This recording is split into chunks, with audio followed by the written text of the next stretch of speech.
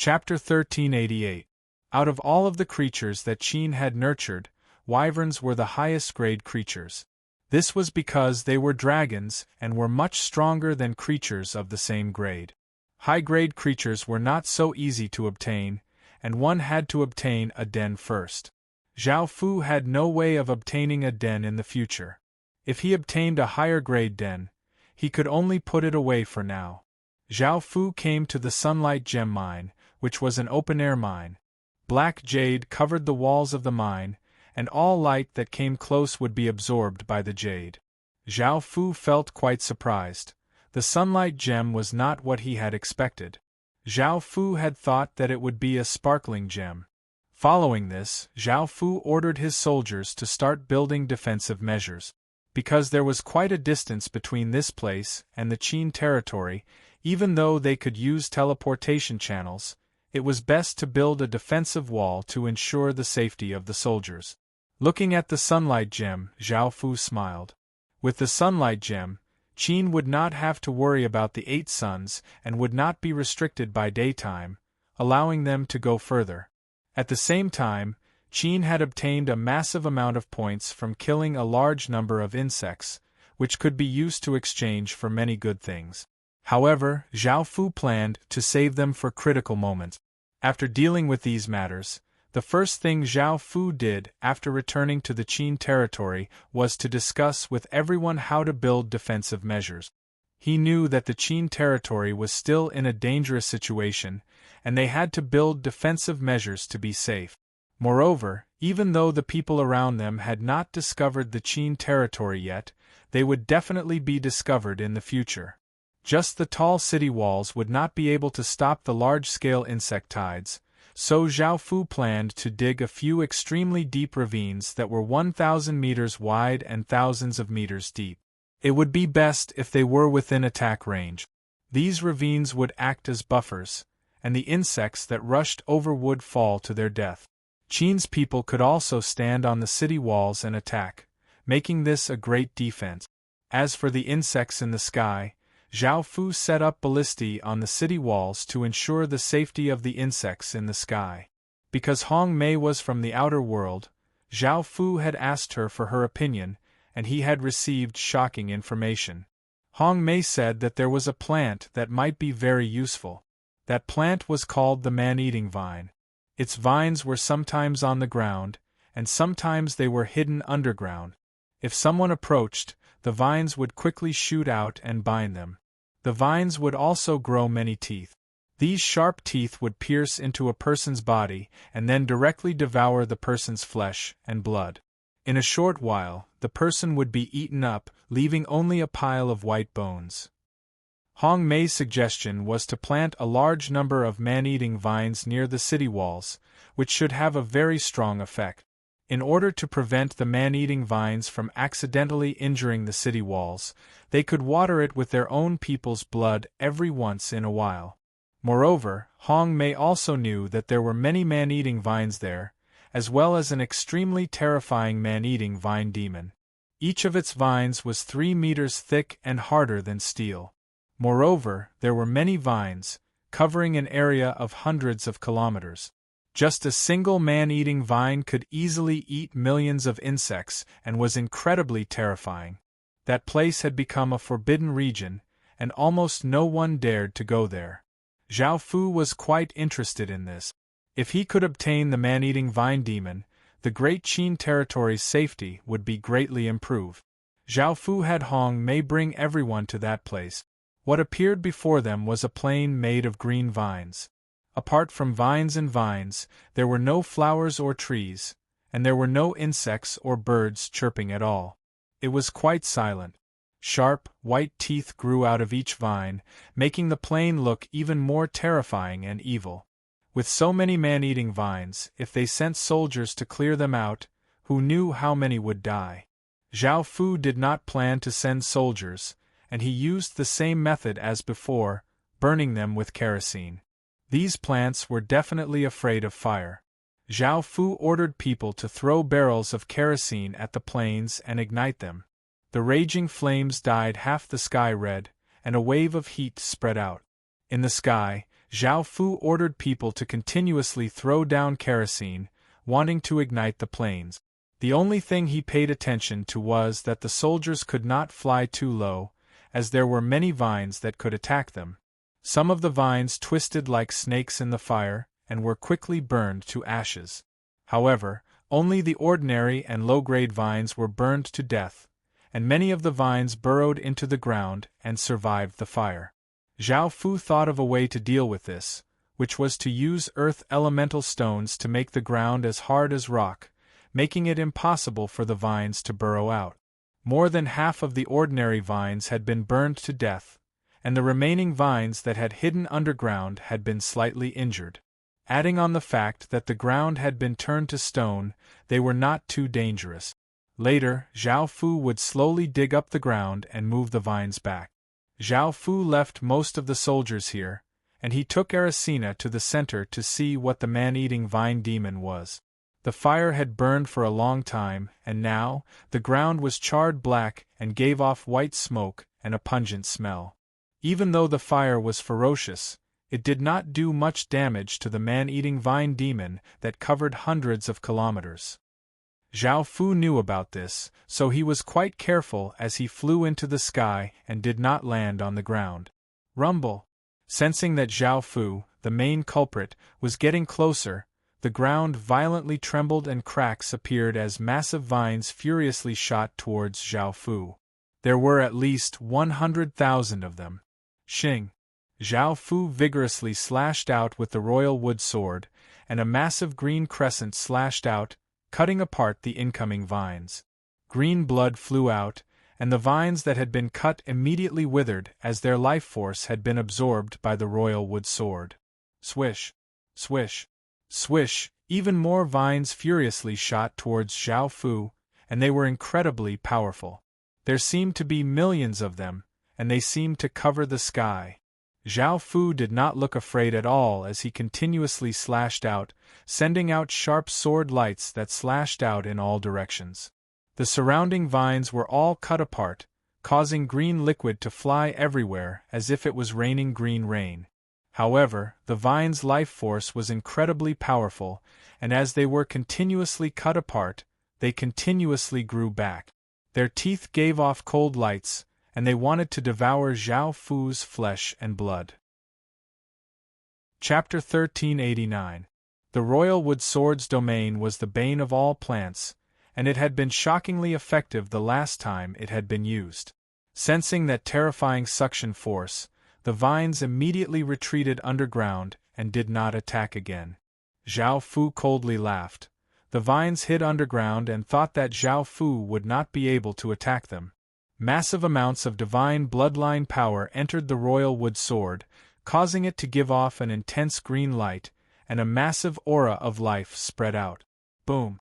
Zhao Fu vigorously threw out the royal wood sword, which turned into a green ray of light as it flashed through the air and landed on the ground, causing a 100-meter-wide crater to appear in the ground.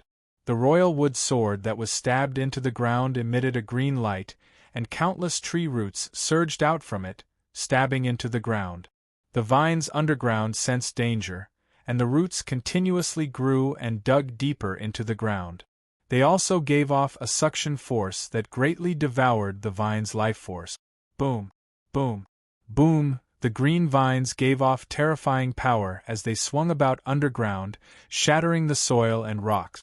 The ground collapsed and a massive crater appeared.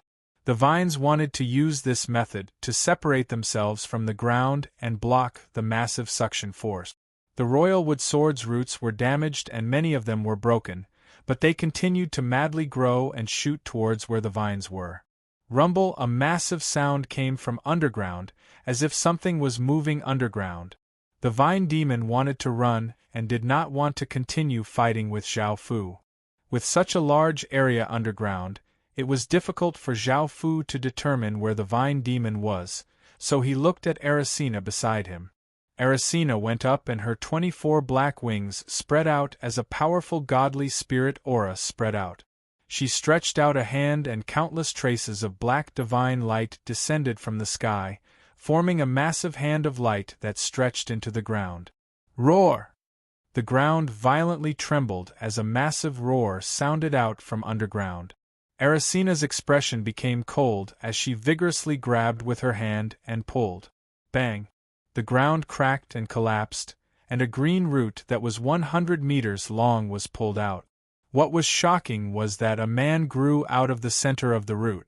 However, only his upper body was visible, and his lower body seemed to have fused with the root. The man angrily looked at Zhao Fu and Zhao Fu. He was most likely the man-eating vine demon and had quite a bit of intelligence. Swish, swish, swish. After being caught by Erycina, the vine demon did not hold back and started to attack with its full strength. Its vines gave off terrifying power and seemed to cover the heavens and earth as they shot towards the two people, and it seemed as if no one could stop them. Zhao Fu's expression did not change, and he took out the emperor-killing sword and lightly cried out, "Sword Master!" Clang!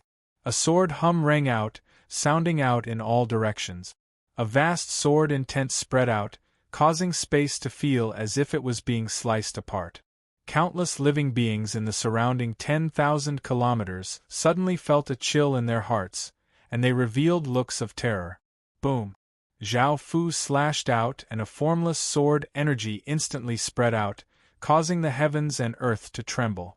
Under that power, the vines were slashed into countless pieces, causing green blood to fly everywhere. In just an instant all of the vines had disappeared. The Emperor-killing sword's power was not ordinary at all. If it wasn't for the fact that he was worried about causing trouble, Zhao Fu definitely would have brought the Emperor-killing sword with him.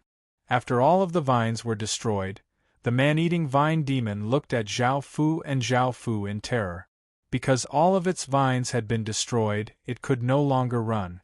Zhao Fu came to its side and pointed the sword at it as he said, "I don't need to tell you what your choice is. Submit or die." The man-eating vine demon did not hesitate and immediately agreed. However, the Heaven-Awakened World's restrictions were useless against it, so Zhao Fu could not control it. As such, Zhao Fu could only use his divine bloodline to turn it into a blood restriction and leave it in its body. Sensing Zhao Fu's bloodline's aura, the man-eating vine demon's expression became more respectful. It did not know that Zhao Fu had a divine bloodline, but it was afraid of the divine bloodline's power. After subduing the man-eating vine demon, Zhao Fu smiled and brought Erycina into his embrace as he said, "Thanks for just then." Erycina leaned against Zhao Fu and glared at Zhao Fu as she said, "You'll have to thank this god with your actions later." Following this, Zhao Fu brought the man-eating vine demon and a large number of ordinary man-eating vines back to Great Qin's territory and planted them outside the city walls. As for the man-eating vine demon's main body, he planted it within the city because he mainly relied on its vines to attack. The ordinary vines had not suffered much damage, but the man-eating vine demon had been heavily injured. If it wanted to recover to its peak, it would take a long time. Zhao Fu planned to give a large number of insect corpses to the man-eating vine demon because the Heaven-Awakened World's recovery items were quite weak against outer world creatures. As such, he could only rely on this method. Otherwise, Qin's territory would have many recovery items for him to use. Now that they had tall city walls and a few massive ravines, as well as the man-eating vines, their defenses were quite strong, and Zhao Fu felt more at ease. At the same time, they had large amounts of sunlight gemstones and were continuously sent back to Qin's territory to be socketed into equipment before being sent back. Scree! Suddenly, 9 massive cries sounded out in the sky as a massive aura spread out, causing the sky to tremble. 9 1,000-meter-long golden crows appeared in the sky and gave off cries.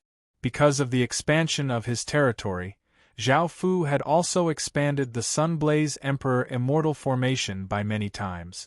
As such, the Golden Crow was now 1,000 meters long and could absorb sunlight from the surrounding 100,000 kilometers, raising its effects to the maximum. After the 9 massive golden crows gave off cries, they spat out 9 golden crystals that were 2 meters wide. The 9 golden crystals gave off intense light and a searing power, and there was a golden crow image within them. Zhao Fu stretched out his hand and a wave of energy spread out, catching the 9 golden crystals.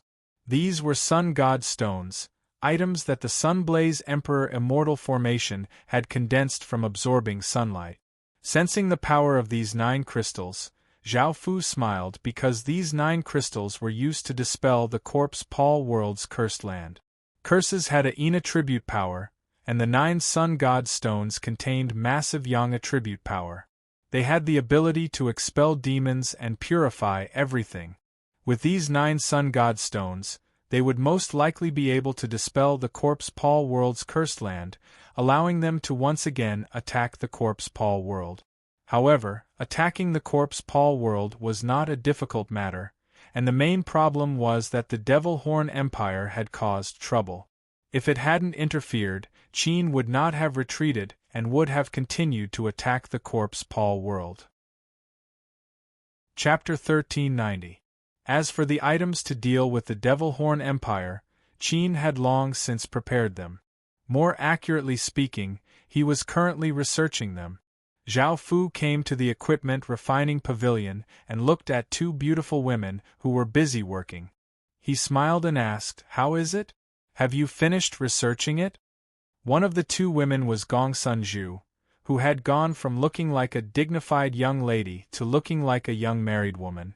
The other was Gongsun Lin, who still looked like a quiet young girl but now had a trace of maturity. Seeing Zhao Fu arrive, Gongsun Zhu smiled and said, "It's almost done.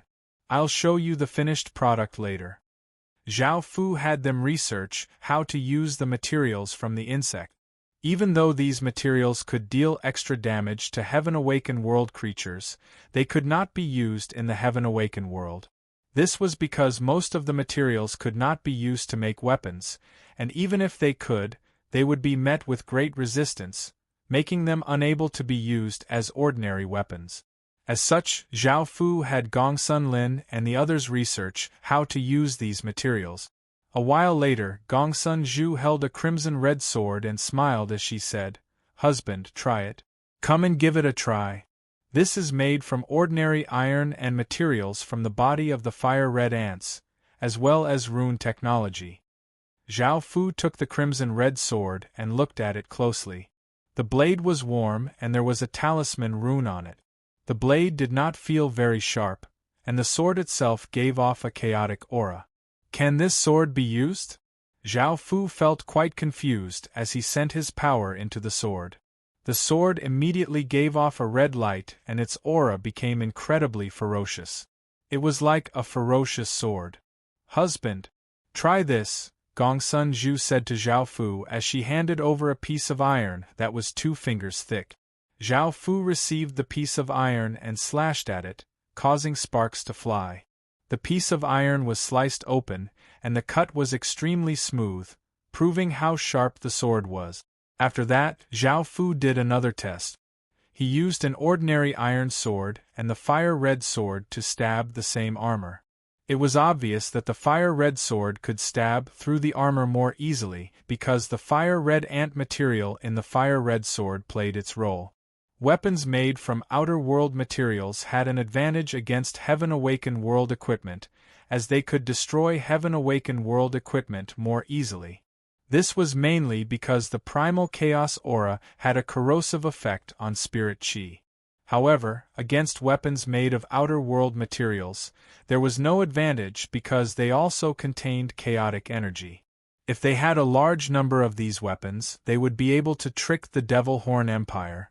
They would never have thought that Qin had a large number of materials from the outer world. "Thank you for your hard work." Zhao Fu smiled as he brought the sisters into his embrace with each hand and said to them. Gongsun Zhu smiled as she replied, "No. I'm very happy to be able to help you." Gongsun Lin's face became slightly red. She had not gotten used to her relationship with Zhao Fu yet. A few days ago, she had heard Zhao Fu ravaging her big sister's voice and had angrily rushed in. In the end, she had carelessly done it with Zhao Fu. Gongsun Zhu was not too surprised because she had long since expected this. However, she was quite happy to be able to serve a man with her little sister every day, and they could research materials and forge equipment every day. Within Zhao Fu's embrace, feeling Zhao Fu's dense aura, Gongsun Zhu's face became red, and she did not hold back as she flirtatiously said, "Husband, I'm not afraid." She did not hold back and said flirtatiously, "Husband, let me serve you."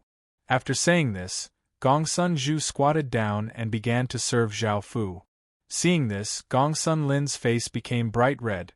She had never thought that her big sister would be so daring in front of her. However, seeing how much her big sister was enjoying herself, she wanted to give it a try. Zhao Fu enjoyed his sister's service and started to do it with them.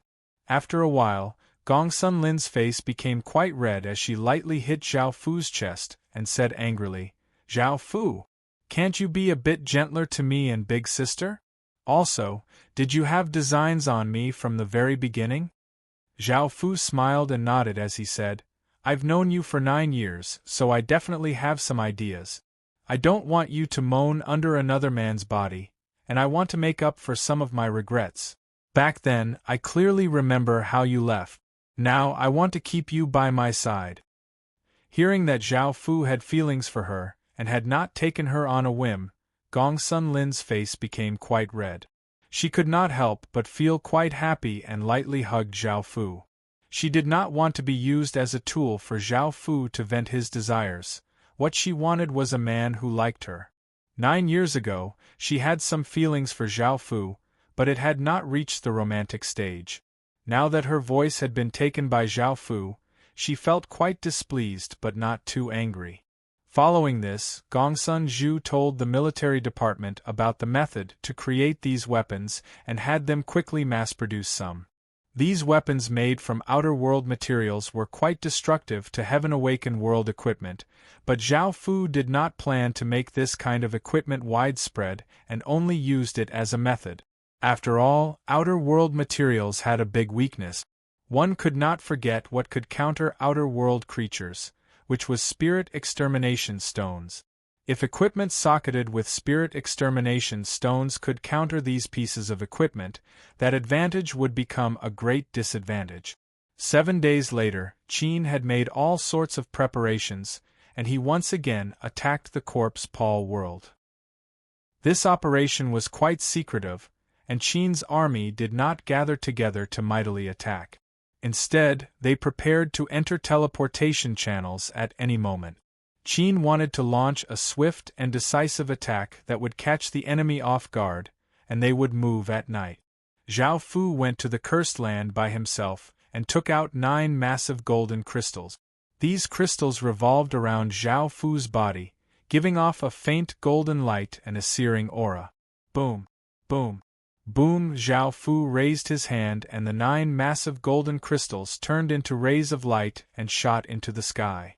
Explosions sounded out as the 9 crystals exploded out with blinding light, and 9 golden crows seemed to come to life as they flew in the sky. 9 suns appeared in the sky, and a strong light shone on the ground. The strange and cold aura quickly dissipated when the sunlight shone on the land that was surrounded by a strange aura. Countless ghost babies also let out shrill screams, and their bodies disappeared under the dazzling sunlight. The sunlight quickly spread, and the darkness quickly receded. The people on this continent thought that it was morning, and they felt quite confused as to why the night had passed so quickly. However, when they looked outside, they saw that it was indeed morning. However, when they walked out, they looked quite confused because they found that there were 9 suns in the sky. How was this possible? How could there be 9 suns in the sky? Chapter 1391. 8 billion or so soldiers dressed in black armor and with resolute expressions gathered at the edge of the corpse Paul world. They gave off a massive aura that shook the heavens and caused gods and demons to retreat. Zhao Fu stood in the sky and gave a trace of a smile as he gave the order to attack. The soldiers used teleportation channels to pass through the cursed land and appeared below the corpse Paul city walls. Now that the cursed land had been destroyed, it could no longer stop Qin's soldiers. Kill! The soldiers roared, and their cries shook the heavens. They were like a massive black tide that gave off an aura that seemed to be able to destroy everything as they rushed towards the city walls. The sky was completely dark, and there were all sorts of devils and devil beasts covering the sky. That evil and dark aura seemed to cover the heavens and earth as it flooded towards the city walls. That terrifying aura and scene caused the soldiers guarding the city walls to look terrified. Their legs went limp as they roared, Cheens attacking. The various factions in the Corpse Paul world had long since sensed that something was off when the 9 Suns had appeared. Hearing that Cheen was attacking, they were greatly shocked and quickly led their soldiers over. By now, both sides had already started fighting. Swish, swish, swish. The Corpse Paul world's soldiers vigorously shot out arrows that contained immense force as they shot into the sky. Countless devils were hit by the arrows and fell from the sky, looking like a rain of corpses. However, even more devils and beasts leapt onto the city walls and started to fight with the soldiers. A large snake covered in teeth bit down on a Corpse Paul world soldier like a bolt of lightning. Its sharp teeth easily pierced through the soldier's armor, and the soldier cried out before being tossed out by the snake. No one knew if he was dead or alive. A half-man, half-tiger devil wildly laughed as it charged into the group of soldiers. It vigorously slashed out with its claws, sending out 5 arcs of light. The terrifying power easily sent 4 or 5 soldiers flying, and 5 deep gashes appeared on their chests, killing them on the spot. A 2-headed rooster swooped down from the sky and grabbed 2 soldiers with its claws. It then flew into the sky and threw the soldiers down, causing them to fall to their death. The rooster swooped down and pierced a soldier's chest with its beak. The Corpse Paul soldiers desperately fought back. They swung their weapons and shot out bandages while attacking the devils. A Corpse Paul soldier used a bandage to bind a devil before going forward to kill it. A soldier used a weapon and a bandage to cut the devil in half. Some soldiers even controlled several bandages to pierce through the devil's body. Blood splattered everywhere, and miserable screams and wails continuously sounded out. More and more people died, and the battle was extremely bitter, making people feel a chill in their hearts.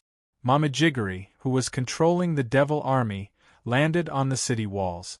She was dressed in red samurai armor, and drew her 2 samurai swords. She gave a savage smile as she charged at the soldiers, her swords giving off countless sword lights. The soldiers were unable to resist at all and died at her hands. Countless flowers of blood blossomed, causing Mama Jiggery's smile to become even more savage. She swung the sabers in her hands even faster, causing severed limbs and blood to fly everywhere. Cheen's beasts ferociously attacked the soldiers on the city walls. The 100-meter-tall Corpse Soul soldiers smashed down with their hammers, turning countless soldiers into meat paste. Countless spiders used their blade-like legs to cut open countless soldiers' bodies. Countless wyverns continuously spewed out icy blasts and flames in the sky, and the giant wolves rushed up, using their sharp teeth and claws to attack. The cosmos beasts strangely rushed out from behind the soldiers and madly attacked. With the many devils and beasts acting as cover, Cheen's soldiers quickly reached the city walls and started to fight with the Corpse Paul soldiers.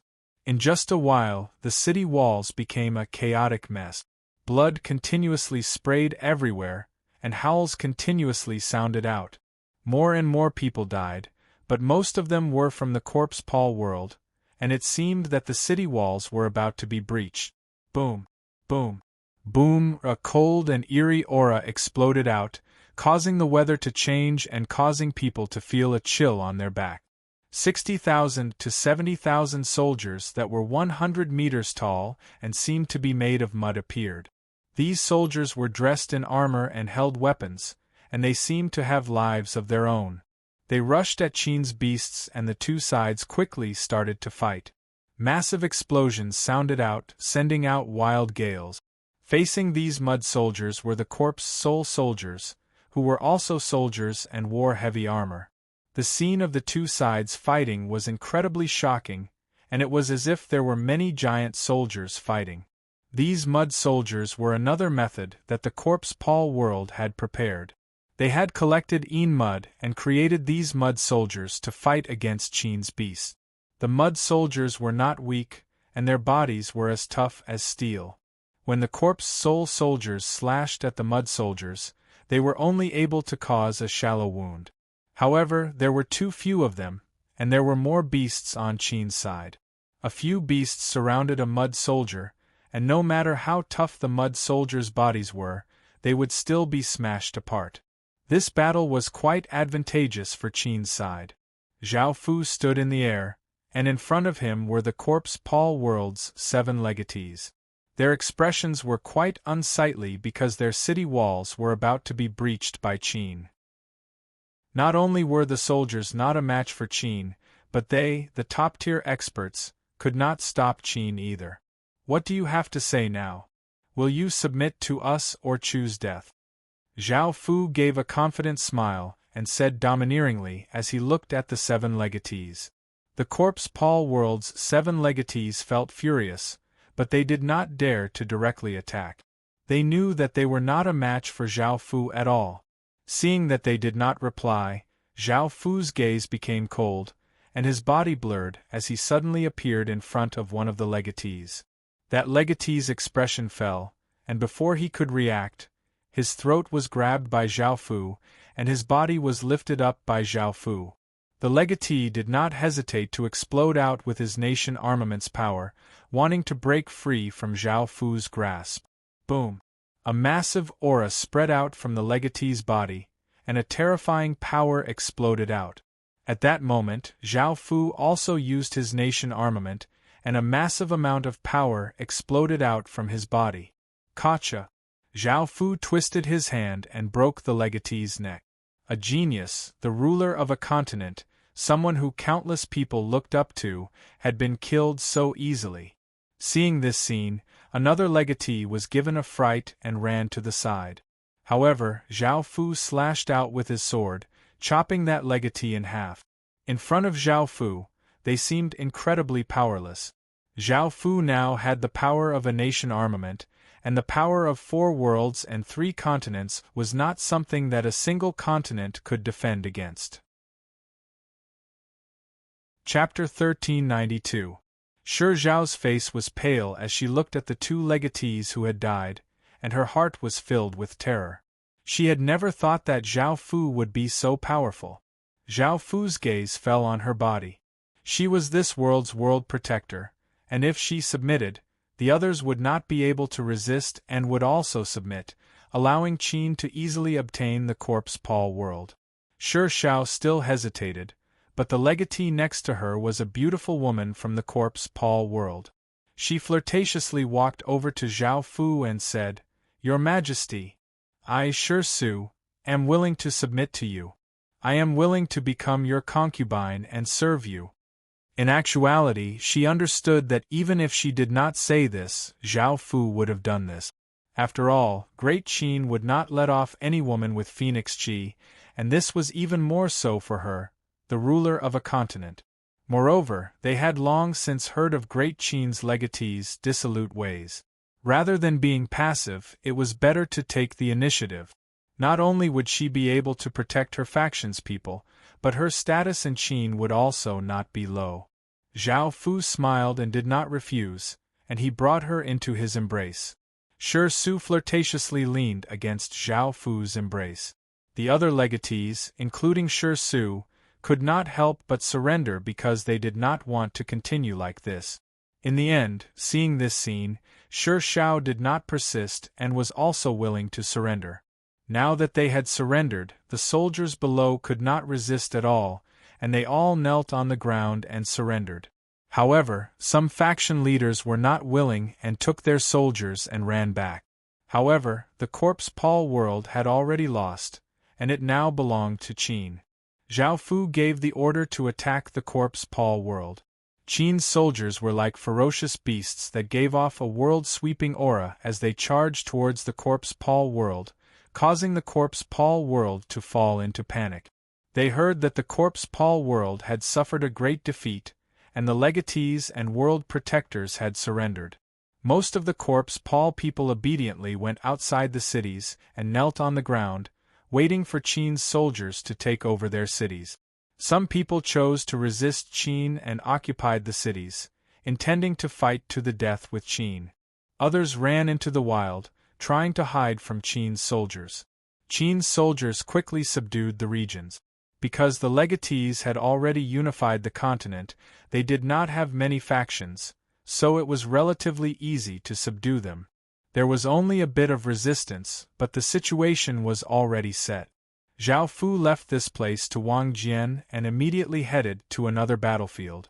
By now, the Devil Horn Empire was definitely madly attacking Qin City.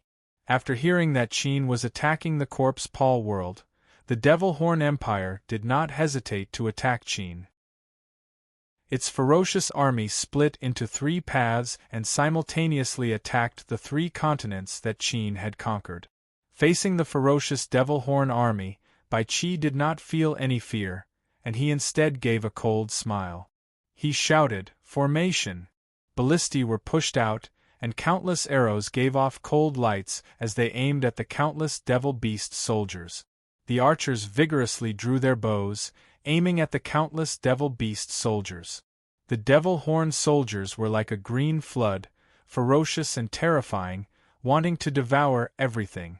Everything in front of them would be destroyed, and Yao Ming was in a hurry to conquer the 3 continents, so he sent even more soldiers.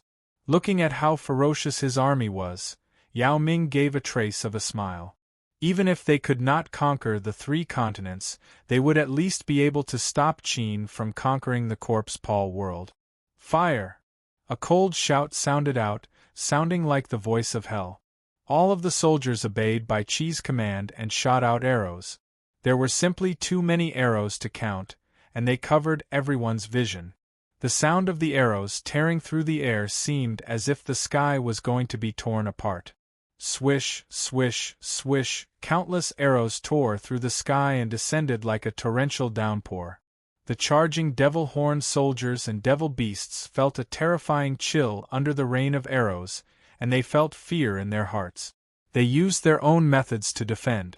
The charging soldiers collectively released a semicircular defensive barrier, and the devil beasts blew out devil winds and breathed out devil chi, wanting to defend against the incoming arrows.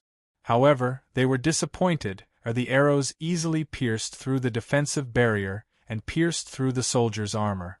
The devil beasts, devil chi and devil winds were unable to stop the incoming arrows. Chi, chi, chi. The sound of arrows piercing through bodies could be heard, causing ear-piercing pain. Waves of devil horn soldiers fell to the ground, and the powerful devil beasts, whether they ran on the ground or flew in the sky, all fell to the ground. Their bodies were covered with countless arrows. Even the Azure Dragon King, one of the most powerful devil beast kings that the Devil Horn Empire nurtured, had a large hole pierced through its body by a 100-meter-long arrow, and it fell to the ground, heavily injured. Corpses littered the ground and blood dyed the ground red. The surroundings fell into deathly silence, and the Devil Horn Empire's ferocious army suddenly stopped. Yao Ming looked quite confused. He had never thought that such a result would happen. Seeing so many soldiers and devil beasts die, Yao Ming immediately gave the order to stop attacking. A powerful-looking general said, "Your Majesty, their arrows seem to contain something that greatly counters us. I don't know what their arrows contain, but they seem to be able to suppress us. We should retreat for now, or else the Devil Horn Empire will suffer even more casualties." Just as this general spoke, another soldier came to report, "The Corpse Paul world has been conquered by Qin." Yao Ming angrily cursed. He did not know what sort of trap they had fallen for, but the Corpse Paul world had been conquered. The Devil Horn Empire's plan had failed, and he could only give the order to retreat to the Devil Horn Empire. Following this, Yao Ming immediately ordered people to research the arrows that Qin had shot out. He found out that they had materials from the outer world, which was why they were so effective against the Devil Horn Empire.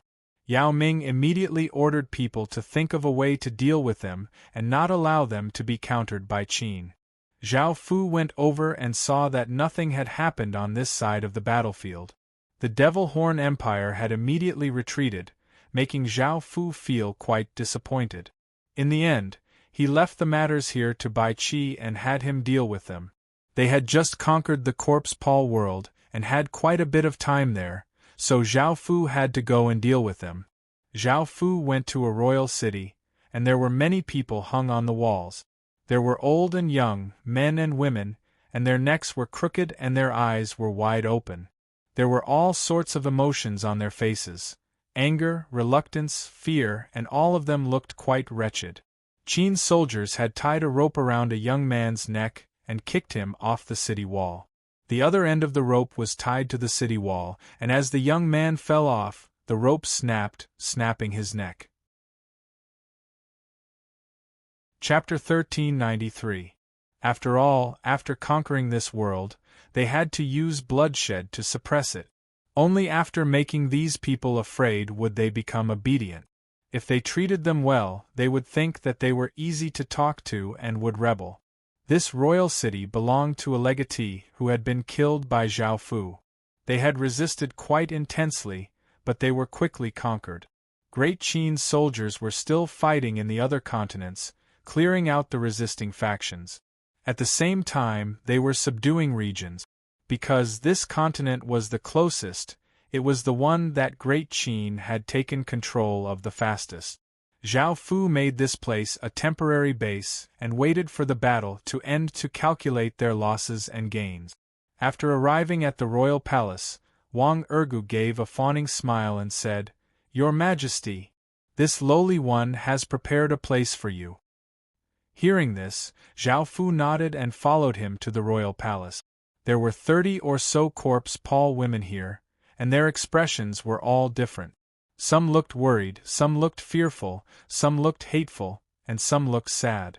Before, they had been talking, but seeing Wang Ergu bring Zhao Fu in, they shut their mouths in fear. They knew who Zhao Fu was.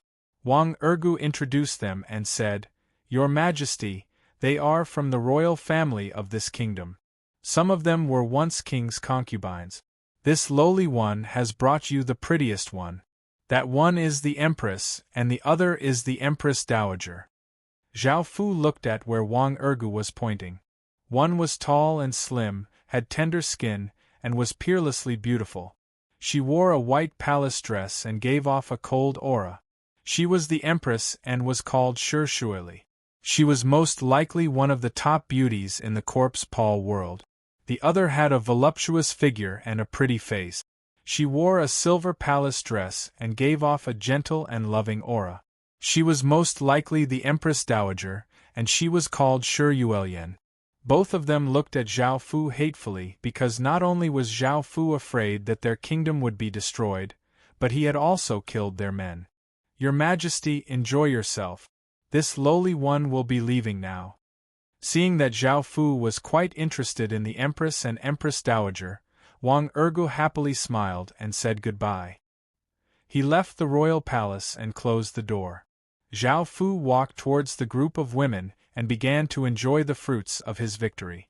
Shi Su, Shi Shao, and a few other inheritors wanted to discuss something with Zhao Fu and ask Qin not to be so cruel and bloody. However, Wang Ergu stopped them from entering. Wang Ergu said with a smile, "Now that His Majesty is busy, only women can go." Shi Su and Shi Shao didn't understand at first, but when they came outside and heard the intense sounds coming from inside, they understood. Shi Su smiled charmingly as she pushed open the door and saw women lying on the ground. Empress Shuili and Empress Dowager Shuilian were panting under Zhao Fu. Facing this scene, Shi Su flirtatiously smiled and walked towards Zhao Fu. The corpse puppet's expression was ugly, and she was also a bit angry. She clenched her fists. As the winner, Zhao Fu had the right to do everything. She had also heard that every time Emperor Qin conquered a place, he would collect all the beauties for him to enjoy. However, the legatee that Zhao Fu had just killed was the one who had the best relationship with her. They even had a good impression of each other. However, not only had Zhao Fu killed him, but he had also taken his women, mother, and sister. Moreover, his mother, the woman he loved the most, was moaning like a slut under him. Sure Su had already joined in, and Sure Shao wanted to leave but did not dare to. This was because with Qin Qin's cruel, perverted, and cold-blooded personality, not only would he abuse her, but he would also make her faction and family suffer. Now, Sure Shao could only wait at the door, and Sure Su could not take it any more. She begged that man like a slut, and Sure Su looked quite disdainful.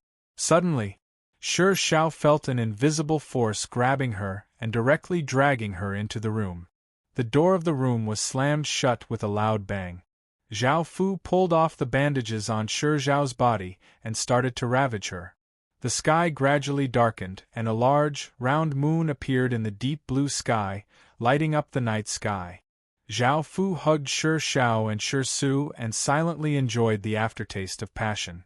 Sure Zhao's face was red and she felt quite resistant, but she could not help but lean against Zhao Fu's chest.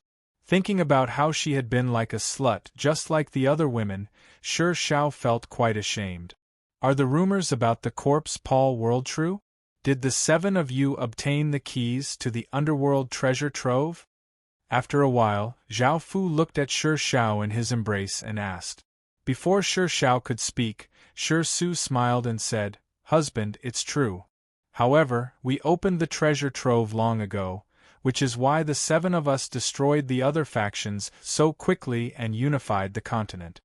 Hearing this, Zhao Fu felt quite disappointed because he was quite interested in the underworld treasure trove. However, they had already opened the treasure trove. Seeing Zhao Fu's disappointed expression, Sure Su kissed Zhao Fu on the cheek and smiled as she said, "Husband, even though we've opened the treasure trove and used it, the 7 keys are still very useful. Although we've opened the treasure trove and used it, the 7 keys are still very useful. They can open an underworld historical remnant. However, the historical remnant is in the underworld, but we can't go there, so we haven't used the keys. I heard that there are even rarer treasures there." A smile appeared on Zhao Fu's face as he hugged Sure Su and asked, "Is that so? Tell me the specifics." Sure Shao looked at Zhao Fu hugging Sure Su and looking at how much he doted on her. Being ignored, she felt quite disappointed and wronged. This fellow had just taken her body, yet he was treating her so coldly. However, it was also because she had not grasped this opportunity. It had been Zhao Fu who had asked her, but Sure Su had asked first. Zhao Fu now knew about the origins of the treasure trove. Back when they had gone through the trial to become a legatee, they had obtained this key. That treasure trove was bound to the corpse Paul world and contained countless treasures and spirit items. As for the underworld historical remnant, Zhao Fu did not know much about it for now. He only gave them an address and told them that they could only open it with 7 keys and that they had to be from the death race and have massive amounts of fate. The historical remnant had something that could allow the corpse Paul race to rise in the Heaven Awaken world. Hearing this, Zhao Fu felt quite interested because Zhao Fu had a way to go to the underworld, which was the underworld royal seals. Anyone with 100 underworld royal seals would be able to open the underworld door. It was just that Zhao Fu did not have any reason to go to the underworld, so he had not gone before. Now, he could go to the underworld to take a look. Chapter 1394. This time, Zhao Fu obtained 45 billion people and 80,000 cities. Because of the heavenly domain boundary, most of the people and cities had not been lost. Now, the Qin kingdom had 370 billion people, which was a shocking number. It also had 520,000 cities, but it was a pity that city lord seals could not be used. Otherwise, 520,000 city lords would be enough to sweep through everything. After leaving behind a portion of the soldiers to continue clearing out the corpse Paul world and obtaining full control, Zhao Fu led his army back to the Qin kingdom. Zhao Fu obtained the 7 keys. These keys were quite strange. They were 30 centimeters long and were gray. They seemed to be made of iron, and there were divine beasts engraved on them: a divine dragon, a black tortoise, a vermilion bird, a white tiger, a qilin, a taotai, and a qiongqi. Zhao Fu did not know what they meant, and after returning to the Qin kingdom, he wanted to open up a passageway to the underworld and explore this historical remnant. However, a piece of infuriating news spread out. The Aeolian Empire announced that the half-beast world, grassy world, and elf world belonged to the Aeolian Empire. Because this involved two empires and one world, the Aeolian Empire was more courteous and only told them to leave. They did not tell them to scram like before, and were incredibly arrogant and domineering.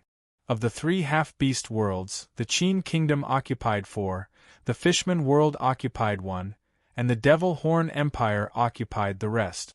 Moreover, the Qin Empire and Devil Horn Empire were the two most powerful factions here, and the Aeolian Empire was quite wary of these two factions. After destroying these two empires, the Aeolian Empire would definitely suffer heavy losses.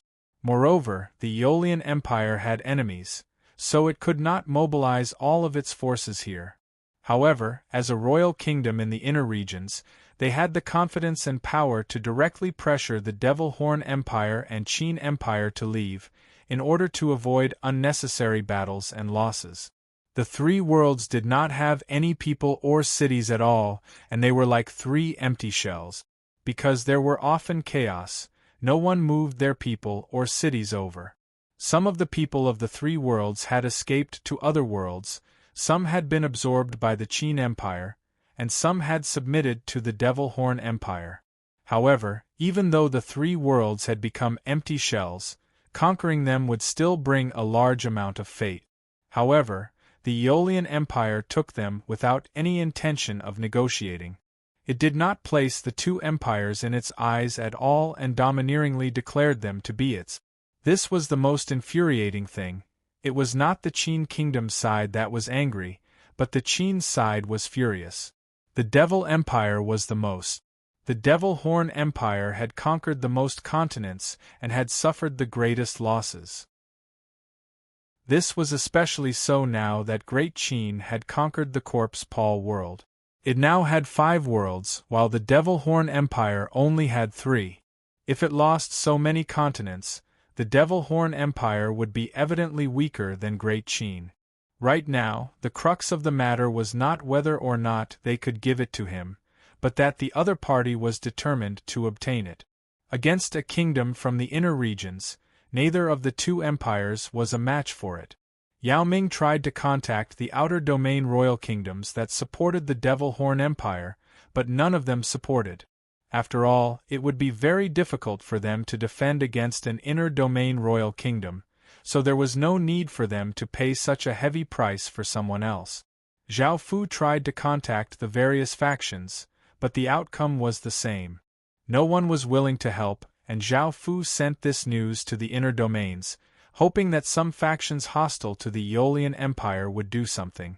However, the outcome was disappointing. Even though they already knew about this, they did not do anything. As expected, they could not rely on anyone. The Aeolian Empire gave them 3 days. Within these 3 days, the people of the 3 worlds had to evacuate, or else the Aeolian Empire would attack. Seeing that they could not protect so many continents, Yao Ming could only hope for some benefits, such as having the Aeolian Empire attack the Qin Empire or helping the Devil Horn Empire conquer another world. However, the Aeolian Empire bluntly refused and did not give the Devil Horn Empire any face. They were a royal kingdom from the inner domains and did not place the Devil Horn Empire in their eyes at all. How could they agree to the Devil Horn Empire's request? This was the attitude of the Aeolian Empire. If they did not give them what they wanted, they would take them by force and not try to negotiate with them. This caused Yao Ming to explode in anger. He had rarely suffered such humiliation.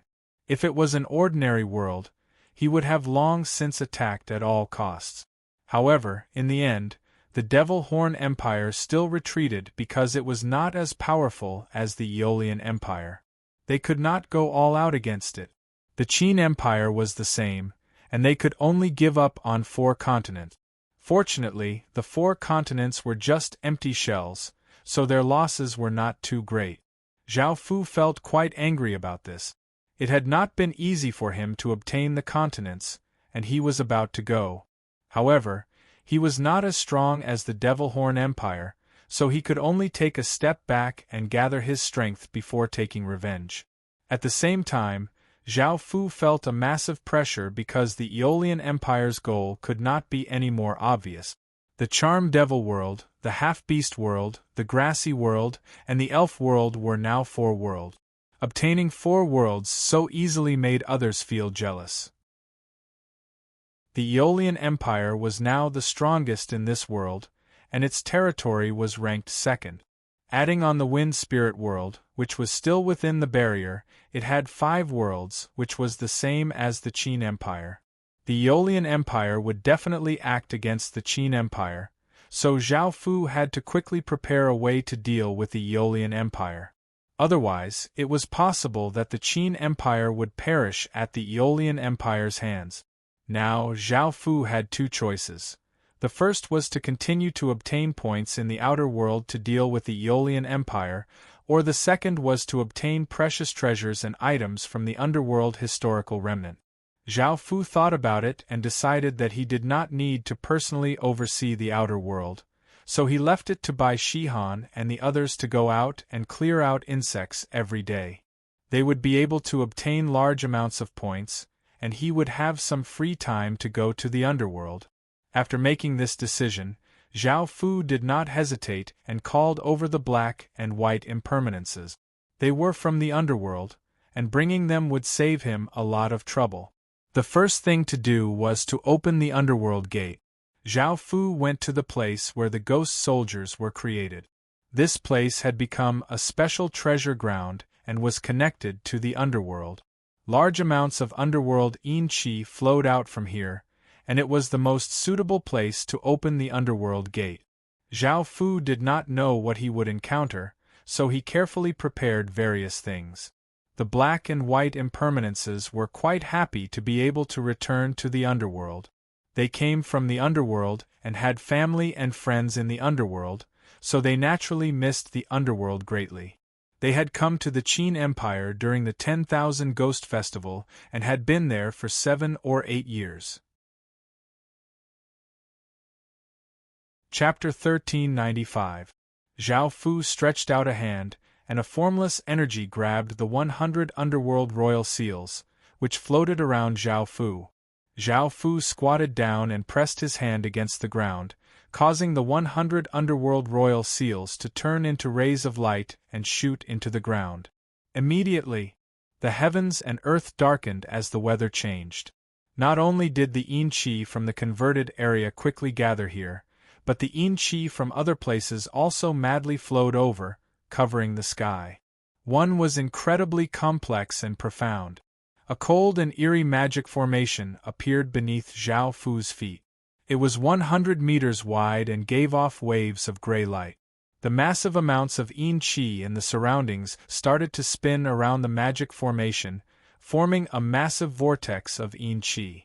Not only did it give off a massive sound, but it also gave off an incredibly eerie power, causing people to feel a chill. Zhao Fu pressed his hand against the ground and had a serious expression as he sent his 6 paths of reincarnation power into the magic formation and lightly cried out, "Underworld gates, open!" Boom!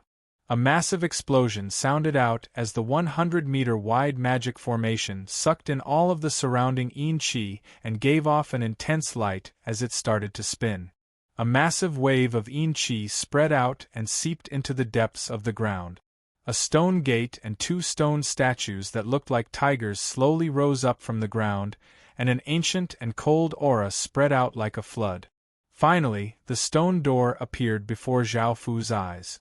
The stone door was 12 meters tall and 3 meters wide, and there were countless monsters carved on it. They had savage gazes and bared fangs, and their movements seemed like they were fighting or hunting. They were incredibly lifelike and gave off a powerful aura. Beside the stone gate were 2 statues that looked like tigers. They were 3 meters tall and had a pair of wings on their back.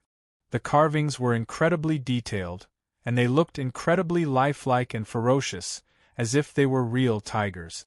The stone tigers were beasts, and in some ancient records, there were records of tigers being auspicious beasts. When a tiger is drawn on a gate, ghosts won't dare to enter. Tigers are young creatures, the leader of all beasts. They can crush sharp objects and devour ghosts. Today, when a person encounters evil, he roasts the tiger's skin and drinks it. Striking its claws can also ward off evil. Therefore, there were tiger-shaped stone carvings in front of ancient tombs to ward off evil and protect the tomb owner from being devoured by evil spirits after death. Now that the underworld gate, or rather, the ghost gate, had been summoned, as long as one opened the stone gate, one would be able to enter the underworld. Moreover, one could enter at any time in the future without having to summon it again. White impermanence and black impermanence smiled happily. They walked over and each held onto one of Zhao Fu's arms. Both of them were nourished by Zhao Fu, and became more mature and attractive than before.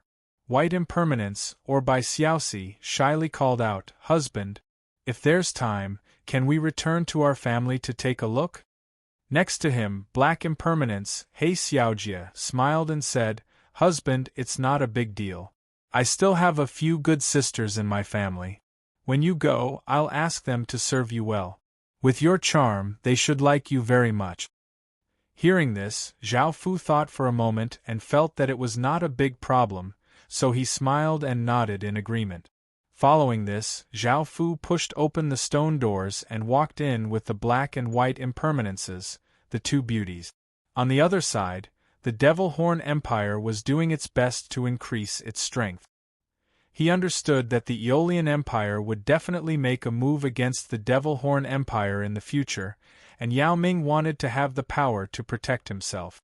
Now that he had given away all of his continents, he only had 3 worlds left, which was 2 worlds behind Qin. As such, he made up his mind to attack another world. After hearing about this, Qin did not do anything. After all, with the threat of the Aeolian Empire, Qin had to continuously increase his strength. If they continued to fight against the Devil Horn Empire, the one to benefit would be the Aeolian Empire.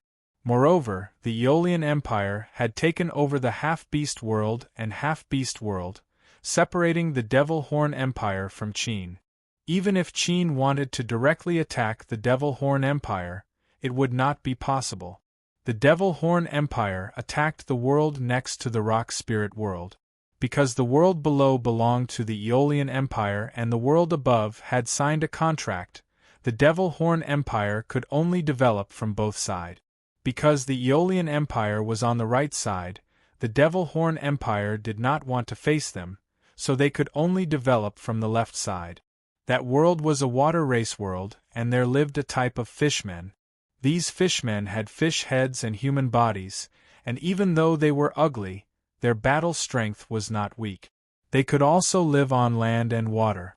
The Devil Horn army had prepared countless large ships to enter the fishmen world. Because the fishmen world lived in the water, the Devil Horn army was at a disadvantage. However, Yao Ming had long since prepared a way to deal with this. He had originally planned to use this move against the fishmen world, but because of the Aeolian Empire, he could only use it against the fishmen world. The fishmen were unable to build a defensive wall and gather together to fight to the death with the Devil Horn Empire. After all, they could not build defensive walls underwater, and if they gathered together, it would be even more disadvantageous, as they would all be destroyed by the Devil Horn Empire. They wanted to use the advantage of living in the water to defend against the Devil Horn Empire's invasion. Countless ships sailed into the fishmen world, and a large number of fishmen hid underwater, giving cold smiles. The water was their home ground, and they did not fear the Devil Horn army. Moreover, the Devil Horn Empire's most powerful Devil Beast army could not fight underwater. The fishmen world's advantage was not small. Swish, swish, swish, sharp reef arrows shot out from the water, containing immense force as they shot towards the Devil Horn soldiers on the ship. Some fishmen rushed at the Devil Horn Army's ships, wanting to destroy them and cause countless Devil Horn soldiers to fall into the water. Facing the arrows, the Devil Horn Army had long since been prepared. They activated the defensive barriers on the ships and blocked the countless arrows. Facing the countless fishmen charging at them, the Devil Horn soldiers threw down red crystals. As the blue crystals fell into the water, they immediately dissolved. The water was quickly dyed red, and the red color quickly spread. As soon as the fishmen entered the red water, they were given a big fright and felt immense pain in their head. The red crystals were a type of poison called deep-sea blood, and it was a poison used to kill underwater creatures. It was very easy to fuse with the water, and the poison quickly spread. The fishmen who entered the red water violently struggled in the water and howled as blood flowed out of their 7 orifices. They then died and their corpses floated to the surface. The other fishmen's expressions fell, and they hurriedly retreated. Boom! Boom! Boom! Massive sounds sounded out as harpoons shot out from the bow of the ship. These harpoons gave off terrifying power as they shot into the water, leaving behind massive ripples. Chapter 1396. Roar! Roar! Huge creatures appeared in the water. There was a 100-meter-long swordfish, a huge shark, an octopus the size of a small mountain, a 100-meter-long sea snake, and an incomparably huge sea turtle. These aquatic beasts appeared from the side, giving off massive auras that spread out like a ferocious flood, causing countless fishmen to look terrified. That's right. These aquatic beasts were nurtured by the Devil Horn Empire and not the fishmen's aquatic beasts. The aquatic beasts attacked from the side, and the swordfish quickly shot out like a silver ray of light. Countless fishmen's bodies were cut open, and the massive shark rushed over and bit down, tearing apart the fishmen's corpses. The massive sea snake rushed into the midst of the fishmen and opened its massive mouth, devouring fishmen one by one. The massive octopus stretched out countless tentacles and sent countless fishmen flying. The fishman world had 8 continents, and Yao Ming split into 8 armies to attack. He mainly used aquatic beasts, deep-sea blood, and forks to slaughter the fishmen. The devil beasts wore water pearls and could dive into the water, and the Devil Horn soldiers could also fight in the water. The Devil Horn Empire's attacks were incredibly ferocious and comprehensive, and they quickly took down the fishman world. However, the fishmen were incredibly savage and would not submit so easily. They resisted intensely and caused some losses to the Devil Horn Empire. This made Yao Ming even more savage, and he vented the anger he had received from the Aeolian Empire into the fishman world. He gave the order to eat those who resisted. The Devil Horn soldiers who had obtained the blood-forbidden dragon veins power did not have any moral restraints, and some even ate their loved ones to obtain even more powerful forbidden power. As such, this scene occurred. The fishmen were pounced on by the red-eyed Devil Horn soldiers. The Devil Horn soldiers opened their teeth and bit at the fishmen's bodies, tearing off the fishmen's flesh and devouring it. The fish scale people continuously struggled and howled. Their flesh was a bloody mess, and they looked incredibly wretched. They had never thought that the Devil Horn Empire would be so ferocious. In order to take the lead, Yao Ming grabbed a female infant and ate her. Yao Ming's mouth was filled with blood, and the female infant's flesh was incredibly tender. Yao Ming felt quite surprised. The fishmen tasted quite good, and it was like eating fish. After eating the baby girl, Yao Ming turned his gaze to a fishman woman. She was dressed quite seductively and her skin was quite white and tender. It was a pity that she had a fish head, making people feel uninterested in her. Yao Ming did not mind. In the beginning, the devil race had been transformed from wild beasts. Yao Ming pressed her to the ground and started to ravage her. The fishwoman cooperated, thinking that she would be able to live. However, Yao Ming directly bit down on her body and tore off a mouthful of her flesh and ate it. The woman cried out in pain and begged Yao Ming.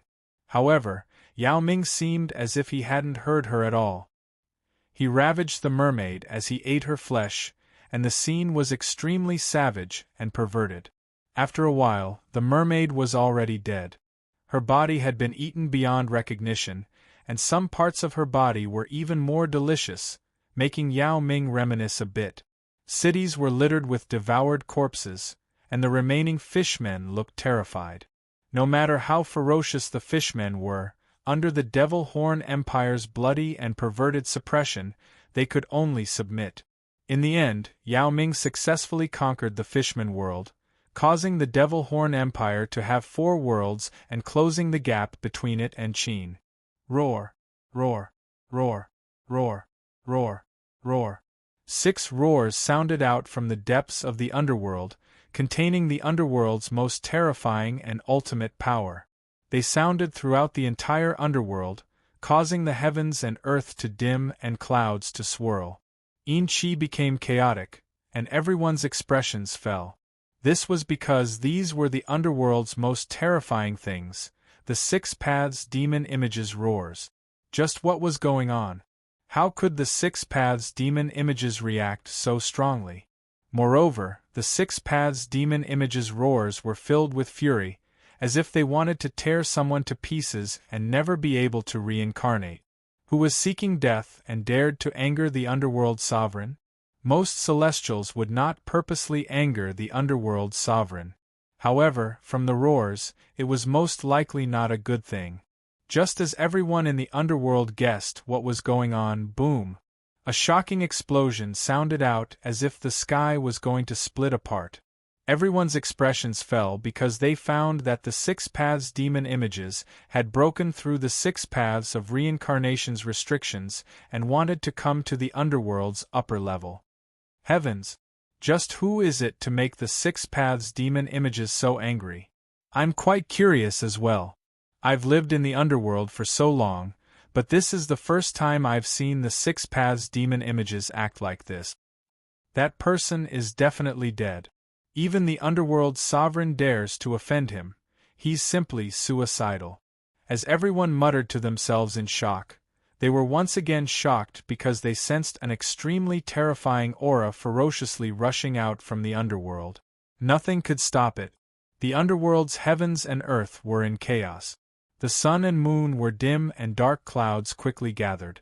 An eerie wind blew, and many ghosts madly roared. Countless people were immersed in that terrifying aura, and they felt terror from their souls. The 6 Paths Demon Images are willing to use any means necessary to kill that person? Sensing this terrifying aura, countless people looked incredibly shocked. At the same time, they felt even more curious about who that person was. Could it be an underworld celestial? Boom! Before anyone could react, they felt an immense pressure coming from the sky. Countless people's bloodlines suddenly turned ice-cold. This was submission. Everyone looked up at the sky. They saw an enormous moon-like star giving off a cold light that covered the underworld. It gave off a boundless might as it slowly descended into the sky. This star was like a ghost emperor and gave off a supreme emperor's intent, causing the chaotic underworld to calm down. The eerie wind stopped and the countless berserk ghosts calmed down. They were filled with respect and were willing to submit as they looked up at that star. Nether Emperor's star. Everyone felt even more curious. Why had the Death Race's Supreme Emperor star appeared? Moreover, this Supreme Emperor star was not ordinary at all, and its power surpassed what ordinary people could imagine. Just as Zhao Fu entered the underworld, he suddenly heard 6 massive roars. Only then did he realize that he had forgotten something important, which was that he had great enmity with the 6 Paths Demon Images. They all knew how he had tortured their clones and their main bodies.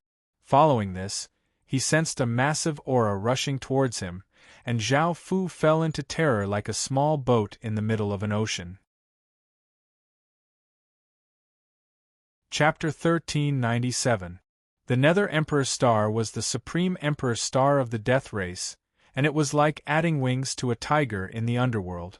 With all sorts of qi and massive amounts of fate, its power was raised to the extreme, and it had the power to suppress the heavens and earth, and make all ghosts submit.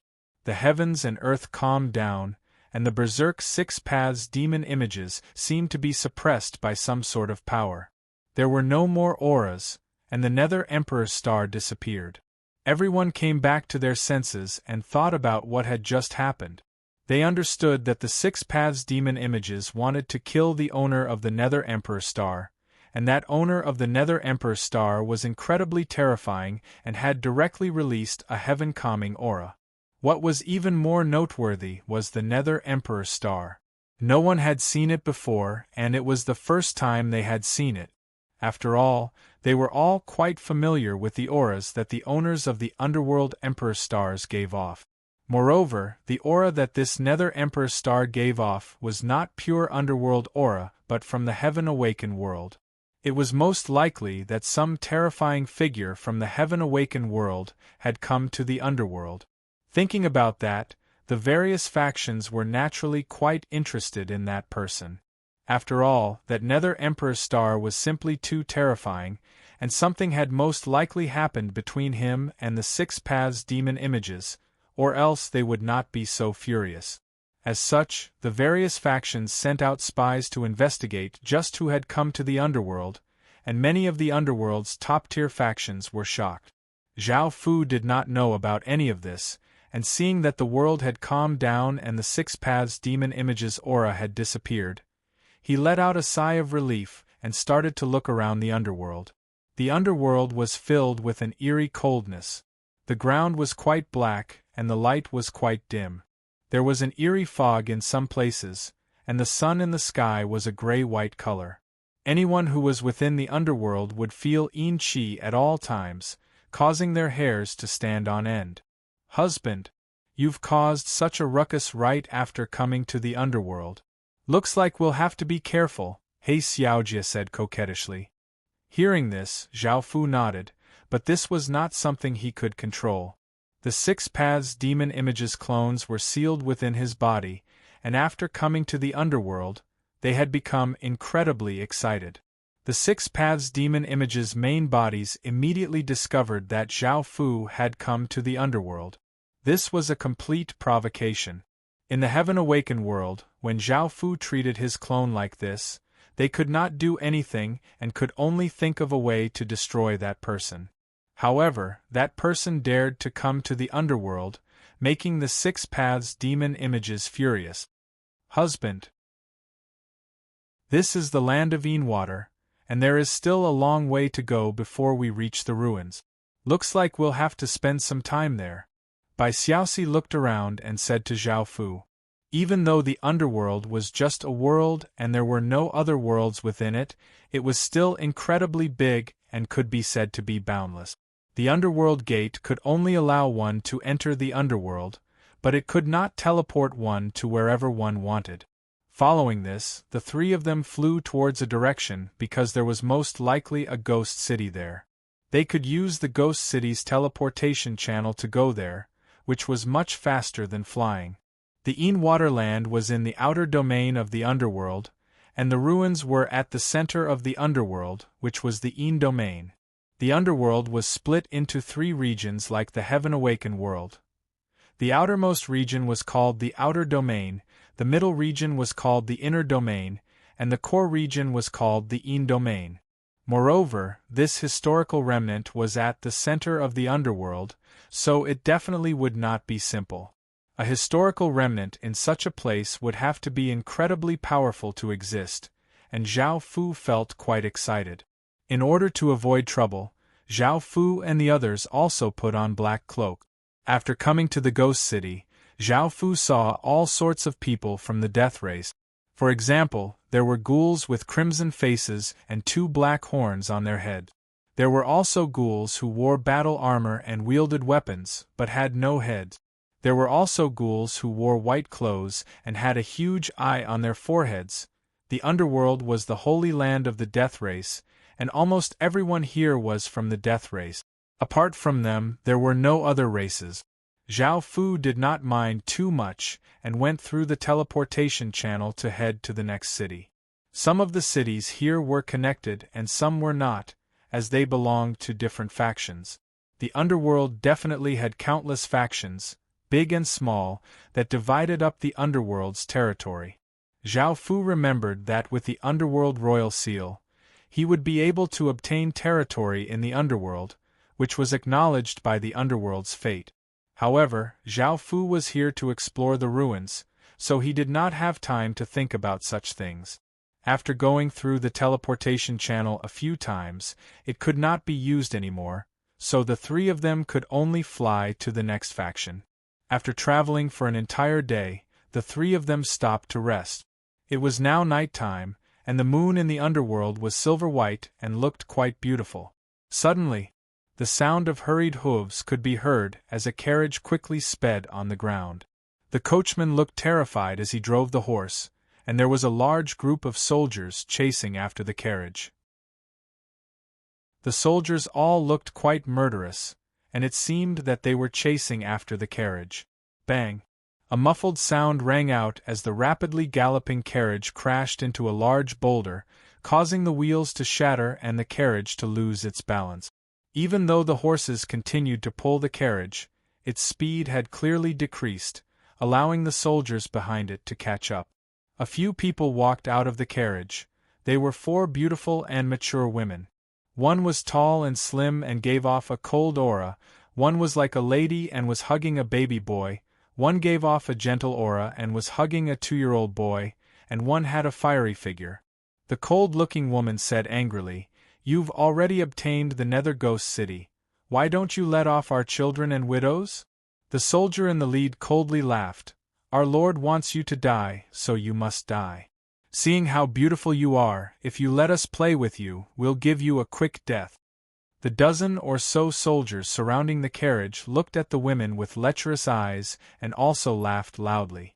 The cold-looking woman was infuriated and drew a sword as she started to fight with the soldiers, and the other women were forced to join in.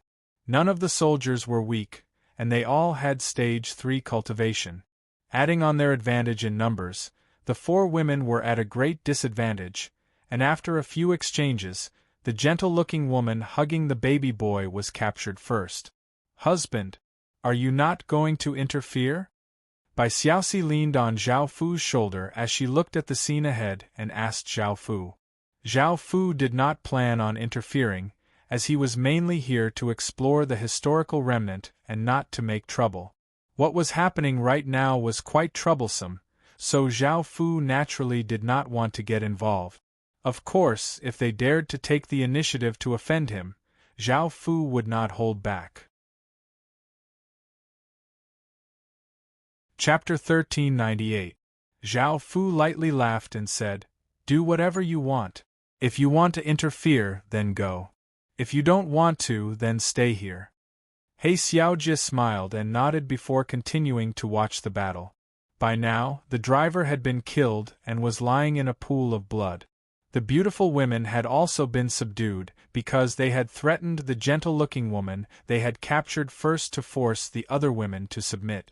The gentle-looking woman cried and told the other women to ignore her and quickly escape, but the 3 women still put down their weapons. Looking at the 4 beautiful women, the other soldiers lewdly laughed and took off their clothes, planning to play with the 4 beautiful women. The cold-looking woman was forced to kneel by 2 soldiers and looked furious.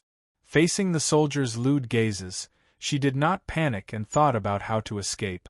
At that moment, some soldiers noticed Zhao Fu and the others, and one of them said in shock, "Boss Jiao, look at those 2 black and white impermanences. They're so beautiful and their figures are so great. If I could play with them just once, I'd be willing to die."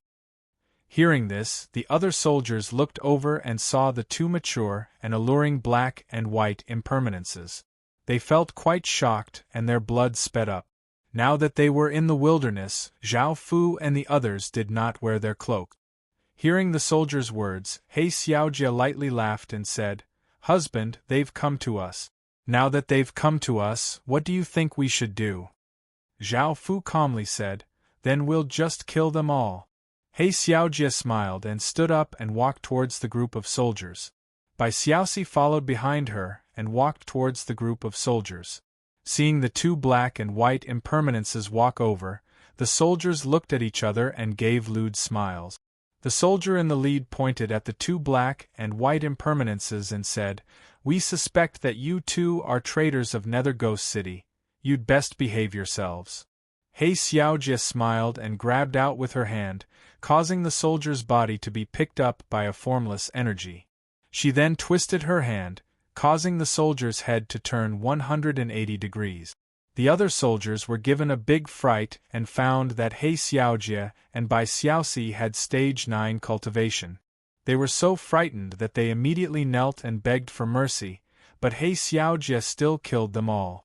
The cold-looking woman and the three other women bowed to the black and white impermanences and said gratefully, "Thank you for saving us." He Xiaojie lightly laughed as she said, "Now that I've saved you, you have to repay me properly.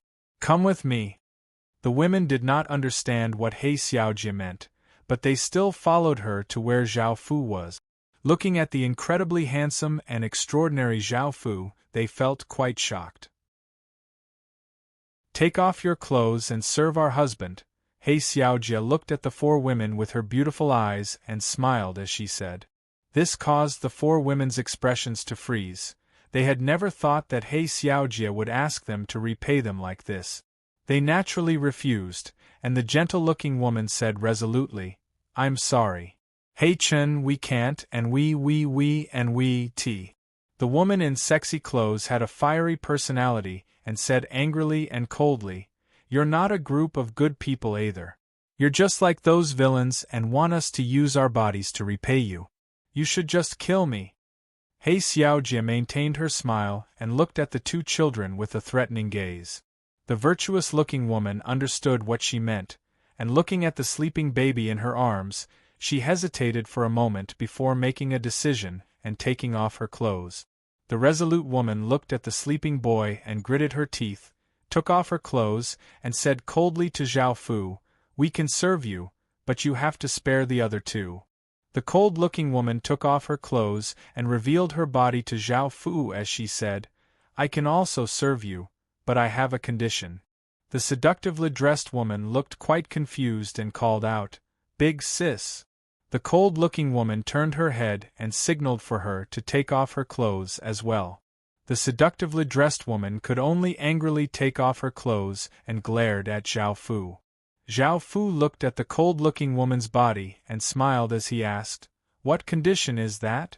The cold-looking woman's expression became slightly flirtatious as she went up and sat on Zhao Fu's body and wrapped her arms around Zhao Fu's neck as she smiled and said, "We'll talk after you enjoy our bodies."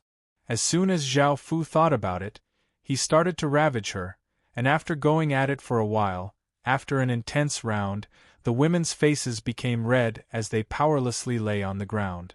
The four women had never thought that not only was Zhao Fu extraordinarily handsome, but he was also incredibly pleasurable. It was as if he was no longer in this world. The seductively dressed woman shamelessly turned her body to the side because out of the four women, she was the most licentious. She was still thinking about how she had done it with Zhao Fu and affectionately called Zhao Fu husband and husband. Zhao Fu knew the four women's names. The cold-looking woman was called Yu Qin, the seductively dressed woman was called Yen Yen, the virtuous woman was called Qin Yuan, and the gentle-looking woman was called Li Yi. "You want to borrow my power to take revenge for you, right?" Zhao Fu asked as he hugged the red-faced cold-looking woman, Yu Qin.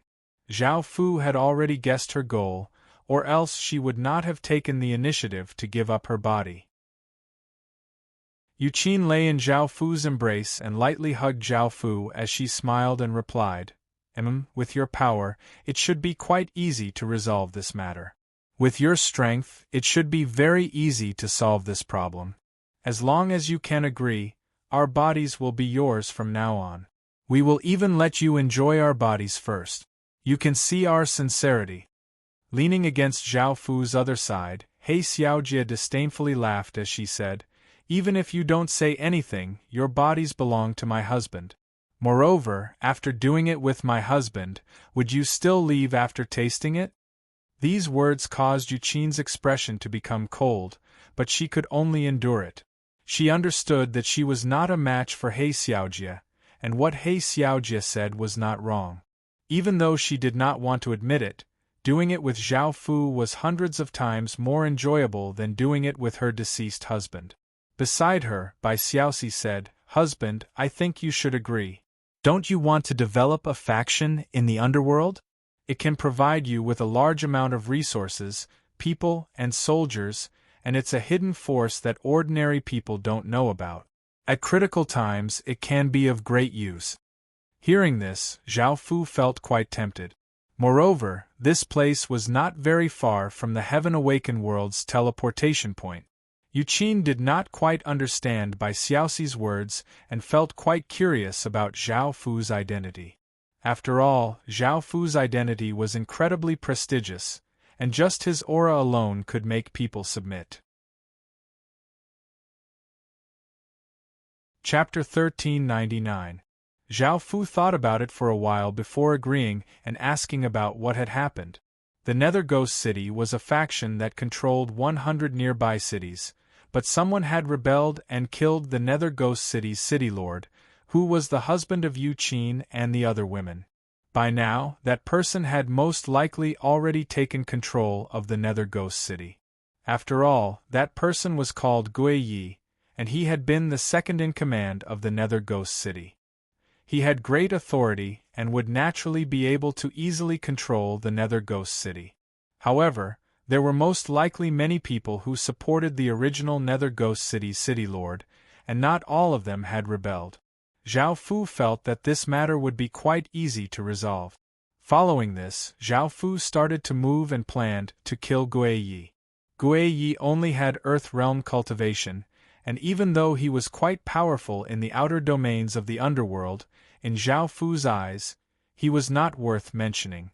Yu Qin and the others were responsible for contacting the original City Lord's supporters and having them gather their forces to attack Gui Yi's forces.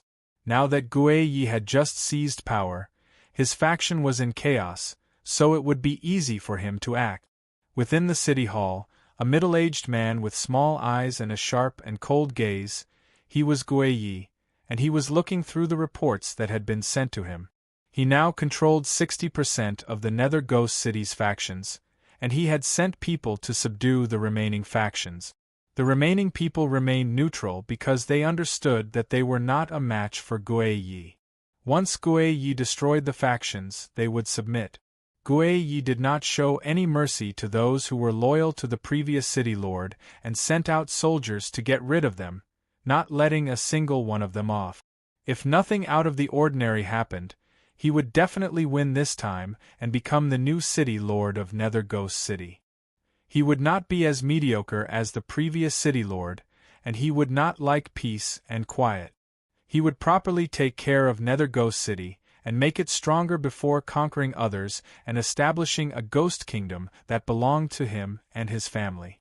"Lord Husband, you've been busy for an entire day, aren't you going to rest?" A voluptuous and flirtatious middle-aged woman walked in with a bowl of tonics and said caringly. This beautiful woman was Gui Ye's wife, and she was called Lu Ye. She was Gui Ye's only wife, and Gui Yi was not very interested in women. He was completely focused on developing his faction and working hard for his ambitions. Gui Yi continued to look at the document in his hand and replied without raising his head, "The forces are in chaos right now, and there are still people resisting. The hearts of the commoners are still unsettled, so I can't rest now." Lu Ye's eyes were filled with resentment towards Gui Ye's cold attitude. In the 7 or 8 years since Gui Yi had married her, he had always treated her so coldly. No matter how much she cared and loved him, it was useless. Furthermore, he had only touched her once on the night of their wedding. After that, he had never touched her again.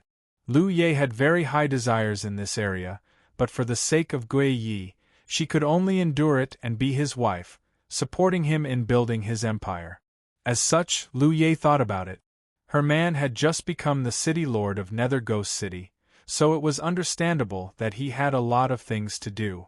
In the future, she would be the Nether Ghost City Lord's wife and the woman with the most power in Nether Ghost City. Anyone who saw her would have to treat her with respect and do their best to curry favor with her. In the end, it would be great if Gui Yi could dote on her. However, looking at how cold Gui Yi was, Lu Ye sometimes wanted to find a man to comfort her. However, as Gui Ye's only wife, almost no one dared to touch her. After becoming the Nether Ghost City Lord's wife, it was likely that even fewer people would dare to touch her. Lu Ye could only sigh and dejectedly hand over the tonics and leave the room. She planned to return to her residence, but she suddenly bumped into a man in a corner. Although this man was wearing a cloak, from the side of his face, especially under the moonlight, he looked especially handsome. Under that cloak, there should be a peerless beauty, and his body had an even more enchanting temperament. Sensing that aura, all of Lu Ye's suppressed emotions and desires burst forth. Before the man could react, Lu Ye leapt into his embrace and hugged him before madly kissing him. Under the beautiful moonlight, the two of them intensely did it in the corner.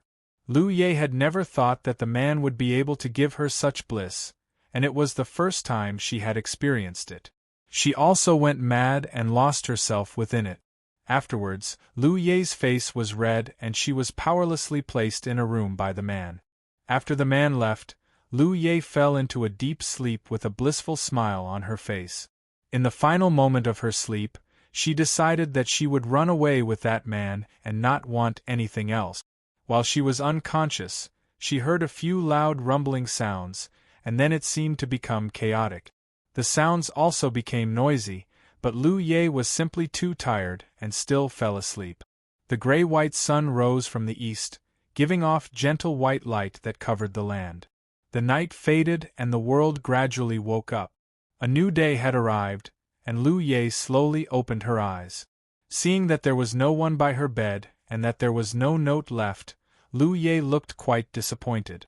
Thinking back to the craziness from last night and the man who had comforted her, Lu Ye's eyes became slightly moist.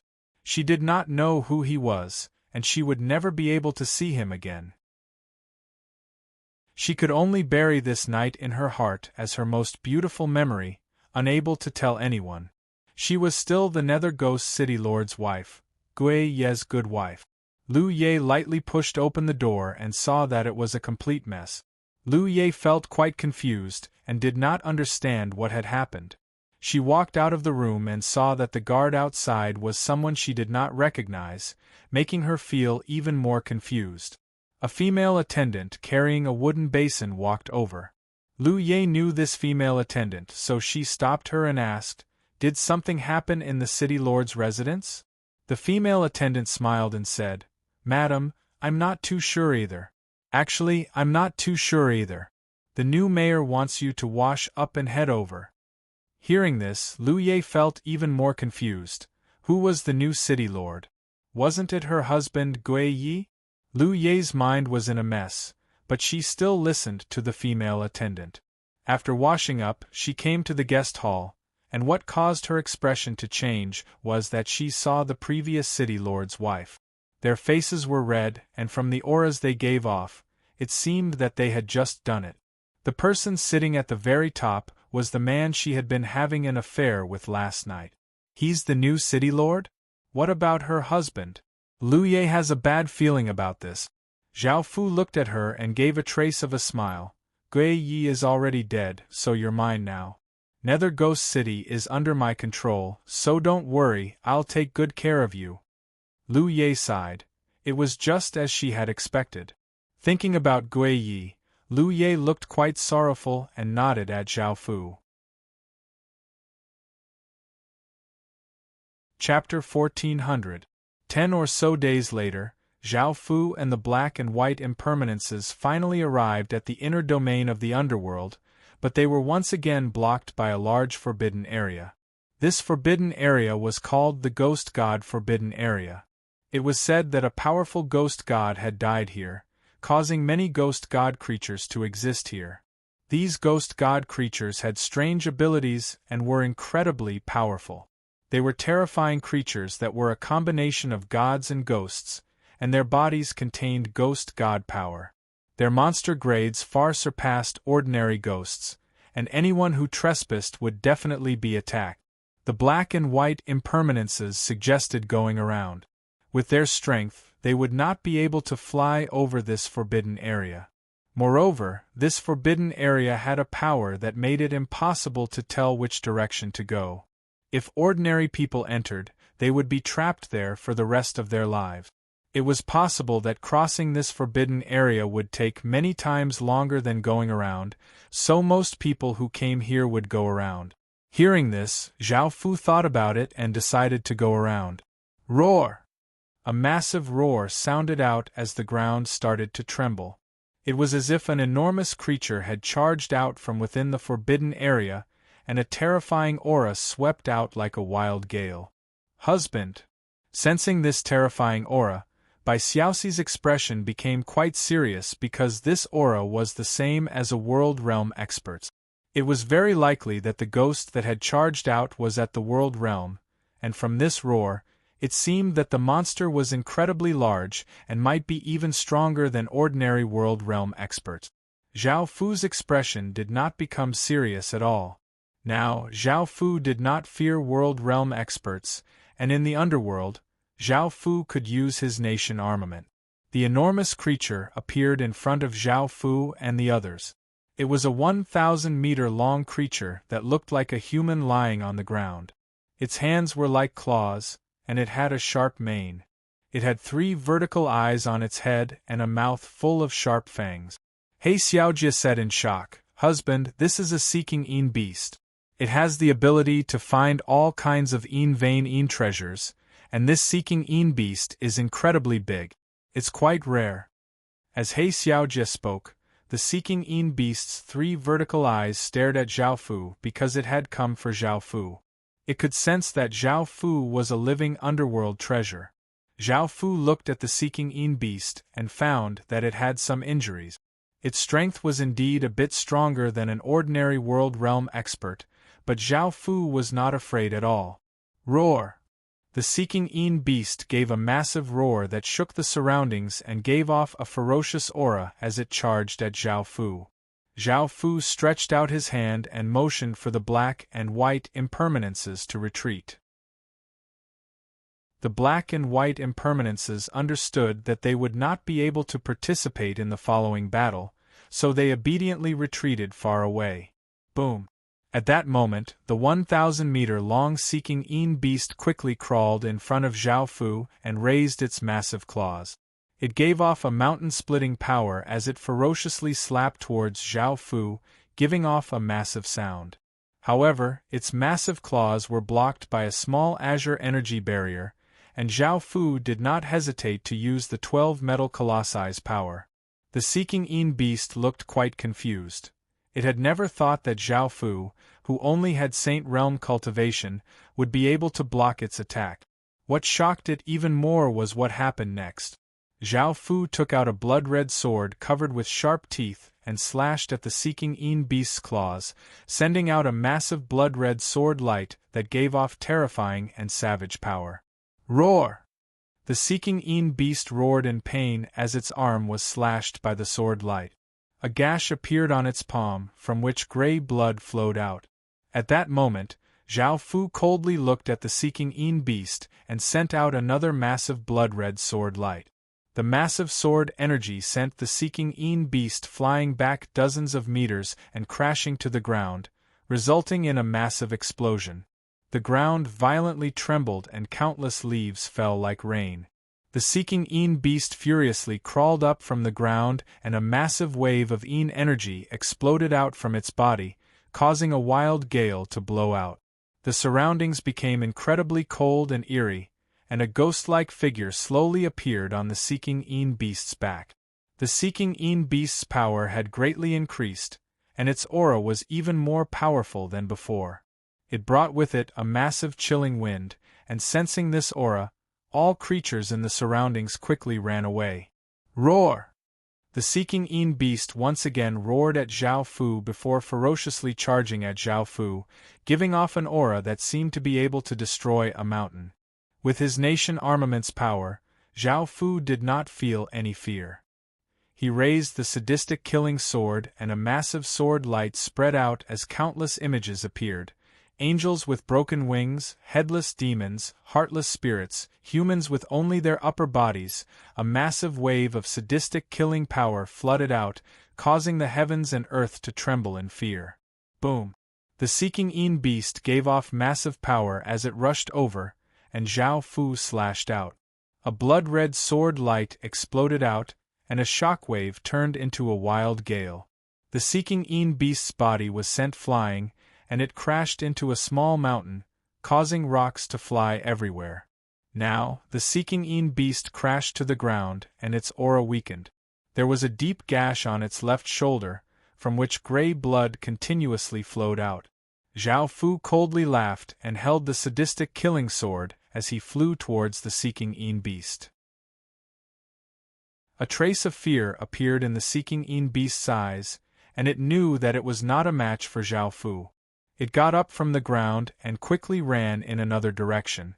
Zhao Fu disdainfully laughed and stood in the air as he stretched out a hand towards the escaping Seeking Een beast, and a massive power spread out. Clang, clang, clang, the sound of chains rang out as countless chains shot out from the ground, ferociously binding the Seeking Een beast to the ground. The Seeking Een beast continuously struggled and furiously roared, but it could not break free at all. Zhao Fu flew to the Seeking Een beast's head and looked at it, while the Seeking Een beast furiously looked at Zhao Fu. At that moment, the black and white impermanences flew over, and He Xiaojie said, "Husband, see if you can subdue it. See if you can subdue it. Seeking Een beasts are already very rare, and such a large Seeking Een beast is even rarer. Subduing it will be of great use." Hearing this, Zhao Fu looked at the Seeking Een beast and said in the underworld's language, "Are you willing to submit to me now?" The Seeking Een beast was quite intelligent, and it could most likely understand Zhao Fu's words. However, the Seeking Een beast furiously roared at Zhao Fu a few times, evidently not willing to submit so easily. Zhao Fu did not hold back and sent lightning power into the chains. Lightning greatly countered Een attributes, and countless arcs of lightning appeared around the Seeking Een beast's body as it gave off a massive roar. A while later, the Seeking Een beast's aura became much weaker, and Zhao Fu once again asked if it was willing to submit to him. However, the Seeking Een beast initially refused. Chapter 1401. After the light dissipated, a white-haired elder wearing gray robes and holding a banner appeared in front of Zhao Fu. Zhao Fu's expression became somewhat serious because this elder's power surpassed the world realm and was at the divine realm. It was almost impossible to find such an expert in the outer regions and was quite rare in the inner regions. Zhao Fu's expression became serious. Facing such an expert, Zhao Fu would have to use all of his nation armament's power to defeat him, or else he would most likely lose. The elder looked at the Seeking Een beast before looking at Zhao Fu and said, "This Seeking Een beast is something that this old man has been searching for.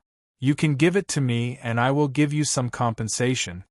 Sensing Zhao Fu's nation armament's power, the elder's expression became quite serious, and his tone became slightly more courteous. However, how could Zhao Fu agree?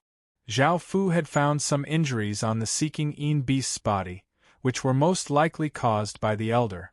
However, he had taken great pains to capture the Seeking Een beast, so how could he give it to someone else so easily?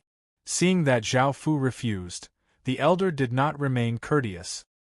He waved his banner and a massive wave of Een Qi spread out as a 1,000-meter-tall, muscular ghost appeared, giving off a powerful aura of suppression. The 6 gray dots in Zhao Fu's right eye quickly spun as a massive wave of Een Qi flooded out. A massive roar sounded out as a 1,000-meter-tall ferocious-looking ghost appeared behind Zhao Fu. Seeing the 6 gray dots in Zhao Fu's right eye and the aura he gave off, a look of shock appeared in the elder's eyes. He then had the ghost behind him attack Zhao Fu. Zhao Fu also ordered the ghost behind him to charge at the ghost. The two 1,000-meter-tall ghosts ferociously clashed together, resulting in a massive explosion. They used their teeth and fists to attack each other, and they seemed to be evenly matched. The elder once again waved his banner, causing a massive wave of yin qi to form a gray fog that flowed towards Zhao Fu. There seemed to be countless arms within it that grabbed at Zhao Fu, looking quite terrifying. Zhao Fu raised the sadistic killing sword and slashed out. A blood-red crescent containing terrifying power flashed out, splitting the incoming mist in half. The elder's deep eyes looked at Zhao Fu as he asked, "Why don't you use that power of yours?" Zhao Fu did not understand what the elder meant, but since the elder had attacked him first, Zhao Fu would not show mercy. The sadistic killing sword gave off a powerful sword light as Zhao Fu gave off a sharp aura and rushed towards the elder. Seeing Zhao Fu rush over, the elder's expression became serious, and he sent a large amount of power into his banner before vigorously waving it. Hoo! A massive gust of cold wind blew with destructive power, uprooting countless trees and blowing Zhao Fu's body away. Boom! A massive explosion sounded out as Zhao Fu released all of his nation armament's power. A green aura flame burst forth around his body, accompanied by a massive aura, and Zhao Fu's body instantly stopped flying. Seeing Zhao Fu release all of his nation armament's power, the elder's expression fell because this power greatly surpassed his. However, in order to confirm his suspicions, he also exploded out with all of his power, and a gray and eerie aura flame burst forth around his body. The elder raised his banner, which flashed with countless runes, and a formless aura spread out, causing the heavens and earth to fall silent. Massive amounts of yin qi madly gathered, forming massive waves of yin qi. Roar! Roar! Roar! Roar! In that instant, countless ghosts appeared in the air. There were countless of them, and there were at least 1,000,000 of them. They flooded towards Zhao Fu from all directions, seeming to be able to devour Zhao Fu. In front of these countless ghosts and yin qi, the 6 paths of reincarnation bloodline within Zhao Fu's body became incredibly excited, and Zhao Fu's right eye suddenly widened. 6 gray holes appeared above Zhao Fu's head. Each of them was only 1 meter wide, and they were spread out in 6 different locations. They gave off 6 different powerful auras, and the 6 gray holes started to spin, forming a massive gray vortex. Boom! A massive suction force exploded out, and the countless ghosts looked terrified as they retreated. However, it was too late, and the countless ghosts were sucked into the vortex. Not a single ghost was able to escape. In front of that massive suction force, not only did the black and white impermanences look terrified, but the elder also looked quite afraid. The Seeking Yin beast also looked quite afraid, but it also looked quite excited. This was because the aura that the vortex gave off greatly countered them. Under this aura, their bodies, bloodlines, and souls became incredibly cold, and they felt immense terror. Ordinary ghosts did not dare to resist at all and could only kneel on the ground in fear. This power was naturally the 6 paths of reincarnation power, one of the supreme powers of the underworld. All ghosts innately feared this power. Even though it also contained yin energy, the 6 paths of reincarnation power was the bane of all underworld powers. All yin energy would automatically dissipate, and no ghost would not fear this power. Zhao Fu looked at the elder with his right eye, and just as he was about to attack, the elder hurriedly said, "Wait! I'm willing to recognize you as my master." Hearing this, Zhao Fu looked quite surprised and asked, "Why? If you run now, you should be able to escape." The elder smiled and said with a trace of respect, "Because you have the 6 paths of reincarnation power, and no one in the underworld can control this power. Only the 6 paths demon images have this power, and you'll definitely become the sovereign of the underworld. To be able to serve such a master is the glory of every underworld creature." Roar! Roar! Roar! The Seeking Yin beast excitedly and fearfully roared at Zhao Fu a few times, looking like it was willing to submit. It had sensed the 6 paths of reincarnation aura from Zhao Fu's body, so it had wanted to come and steal it. However, it now found that not only did Zhao Fu have the 6 paths of reincarnation aura, but he also had the power to control the 6 paths of reincarnation. In fact, his bloodline even had the 6 paths of reincarnation bloodline. No underworld creature would not be afraid of such a person. Just like the Elder, it believed that Zhao Fu would definitely become the sovereign of the underworld, so it changed its attitude and expressed its loyalty. That was how reality was. If there was a poor master who could not give anything, no one would go to him. However, if he was a billionaire, many people would flock to him. Chapter 1402. Zhao Fu looked at the Elder and the seeking beast in front of him, and felt quite doubtful. Zhao Fu would not trust a person so much, so he offered to place restrictions in their bodies, and they easily agreed. After placing restrictions in their bodies, Zhao Fu felt at ease and asked the Elder, "What is your name and what faction are you from?" The old man smiled as he replied, "Master, this old man's name is Shang Long, and I don't come from any power. I'm just a loose cultivator, and I've been cultivating alone since 300 years ago." Hearing this, Zhao Fu nodded and looked at the seeking beast. The seeking beast obediently lay on the ground, looking incredibly loyal. The seeking beast was a special type of beast that could not speak, so even if Zhao Fu asked it a question, it would not be able to answer, so Zhao Fu did not ask. However, Zhao Fu had given it a name, which was Qian Sun. Following this, Zhao Fu asked Shang Long curiously, "You came out from the Ghost God Forbidden Area. What dangers are there? What good things are there?" Shang Long thought about it before replying. In actuality, the creatures at the outskirts of the Forbidden Area are not very strong and can be easily dealt with. However, no one dares to go within the Forbidden Area. This Forbidden Area has existed for over 10,000 years, and after developing to this point, it is likely that even Emperor Heaven Realm experts and above will be in great danger. As for the valuable things, those ghost god creatures and the materials on their bodies are quite useful and are far better than ordinary materials. This old man does not know about anything else. This old man only chased the seeking beast here, and is not very familiar with this place.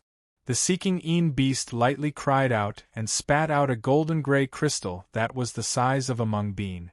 It gave off a powerful godly spirit aura, and what was surprising was that the crystal gave off the same aura as the Forbidden Area.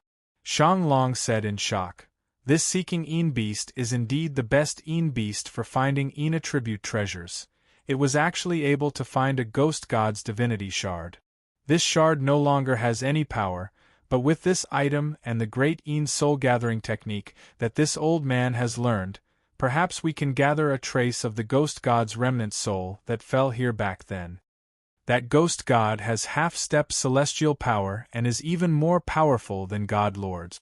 If we can gather a trace of its remnant soul, it might be quite useful. May I ask if this old man can summon it?" Hearing this, Zhao Fu thought about it and agreed. Following this, Shang Long took the divinity shard and came to an empty area within the Forbidden Area. He tossed the divinity shard into the sky and chanted a mysterious incantation, causing the divinity shard to give off intense gray-gold light as it floated in the air. Shang Long gripped the banner with both hands and chanted as he waved the banner, causing a formless energy to spread out. This energy was quite strange and could make people's hairs stand on end, and they felt as if their souls of it. The divinity shard absorbed that strange energy and gave off an even more intense gray light before turning into a ray of light and shooting into the sky. Boom! A massive explosion sounded out as the ray of light shot into the sky and turned into a ripple of light that spread out. The entire Ghost God Forbidden Area seemed to become restless as countless beast cries tore through the sky, giving off a shocking aura. A formless wave of soul energy slowly gathered towards Zhao Fu and formed a gray-gold orb of light. The orb of light became larger and larger, forming a hazy figure. The hazy figure continued to condense before becoming corporeal. A woman appeared in front of everyone. Her expression was cold, and she had long gray-white hair and a pair of gray-gold eyes.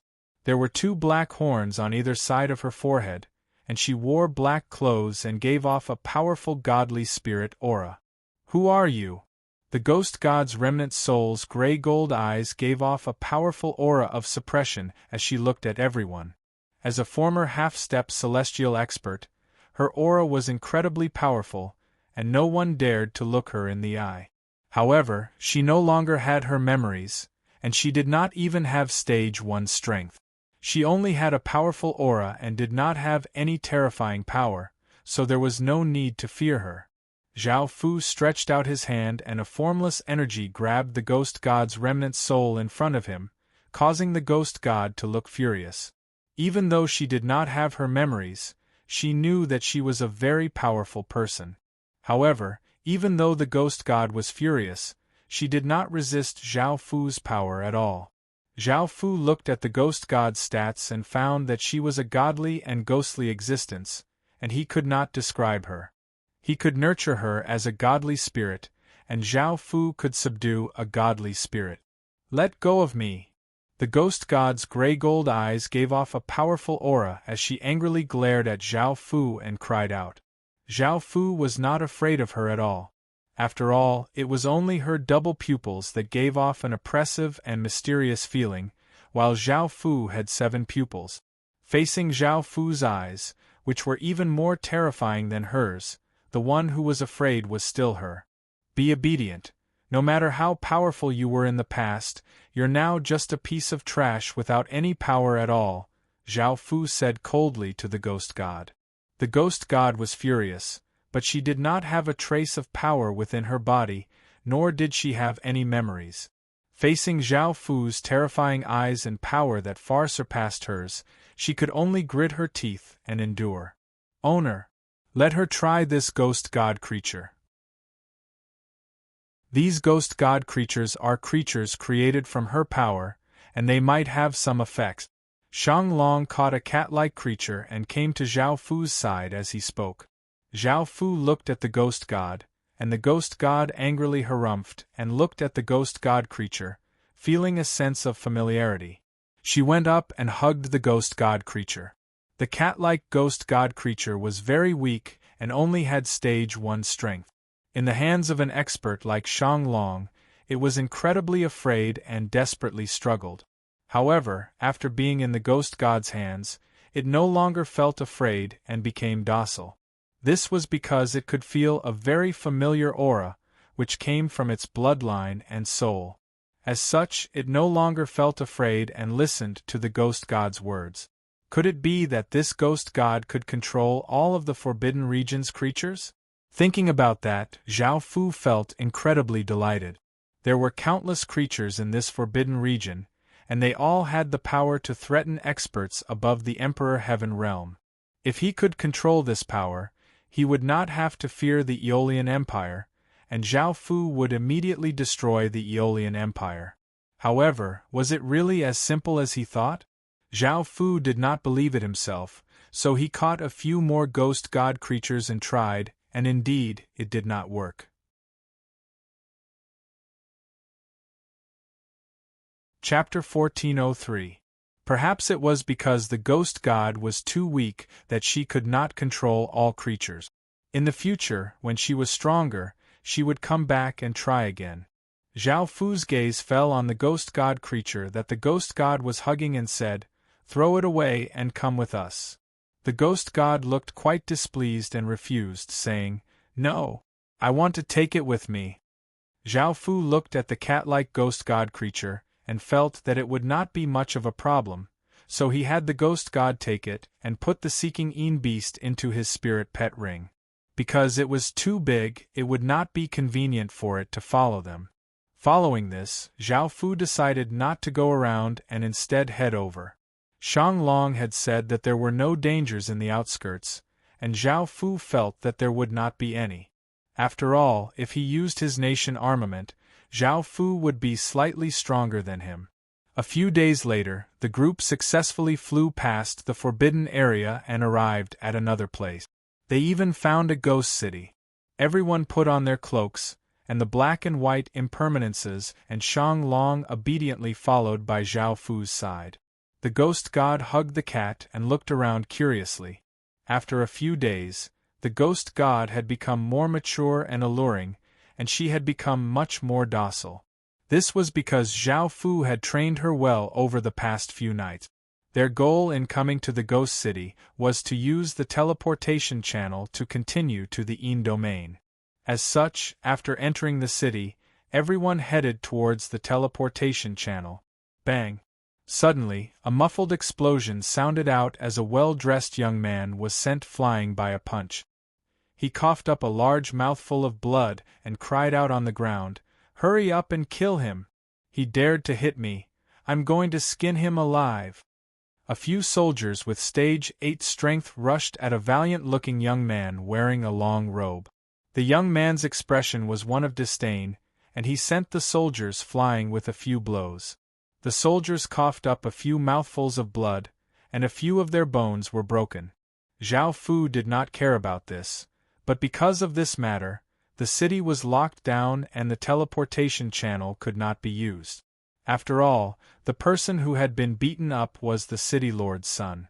Following this, a wealthy-looking middle-aged man brought many soldiers over. He was most likely the city lord of this place, and had Saint Realm strength.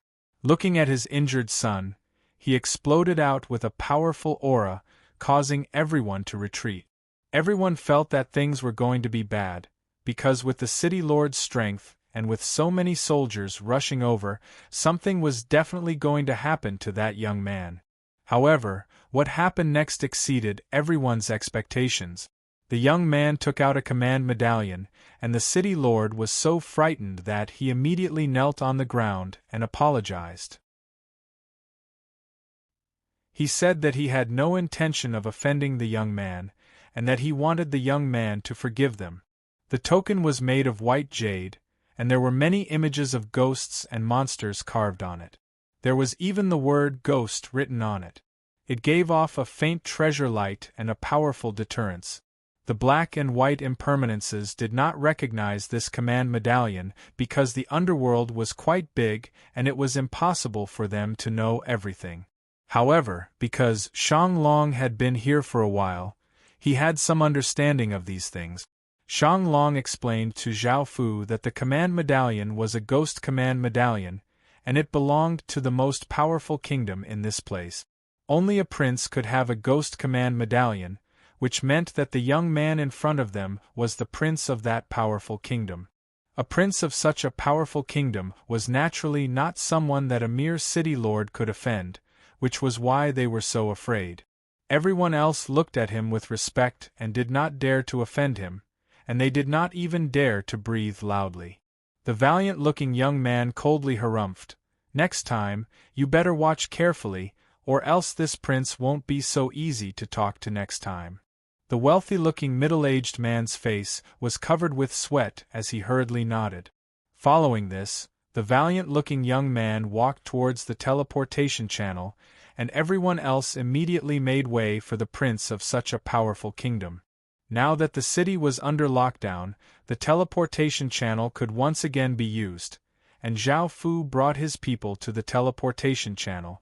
This caused everyone to look quite confused because the prince had not left yet, and these people wanted to teleport with him. The prince was angry, so weren't these people seeking death? Now that they knew the prince's identity, they did not show any respect at all. The wealthy-looking middle-aged man felt that his opportunity had come. In order to make up for offending the prince, he naturally had to put on a good performance, and he immediately yelled, "Who do you think you are? The Ghost Kingdom's prince hasn't teleported yet, and you dare to offend him? Men, capture them and have them kneel and apologize to the prince." A group of soldiers obeyed and went up, preparing to capture Zhao Fu and the others and have them kneel and apologize. The wealthy-looking middle-aged man did not know that he had offended an even more terrifying person. Arg! A blood-red sword light flashed out, and 10 or so soldiers howled as their bodies were cut into pieces, and the smell of blood spread out. This caused everyone to feel quite shocked. These people dared to kill the city lord's soldiers in front of him. This battle was unavoidable, and these people were definitely going to die. The wealthy-looking middle-aged man felt quite furious. He had felt quite humiliated when he had knelt and begged for mercy, but because this person was a prince, he could not afford to offend him. Now, a few cloaked people who did not even dare to show their faces dared to act so arrogantly.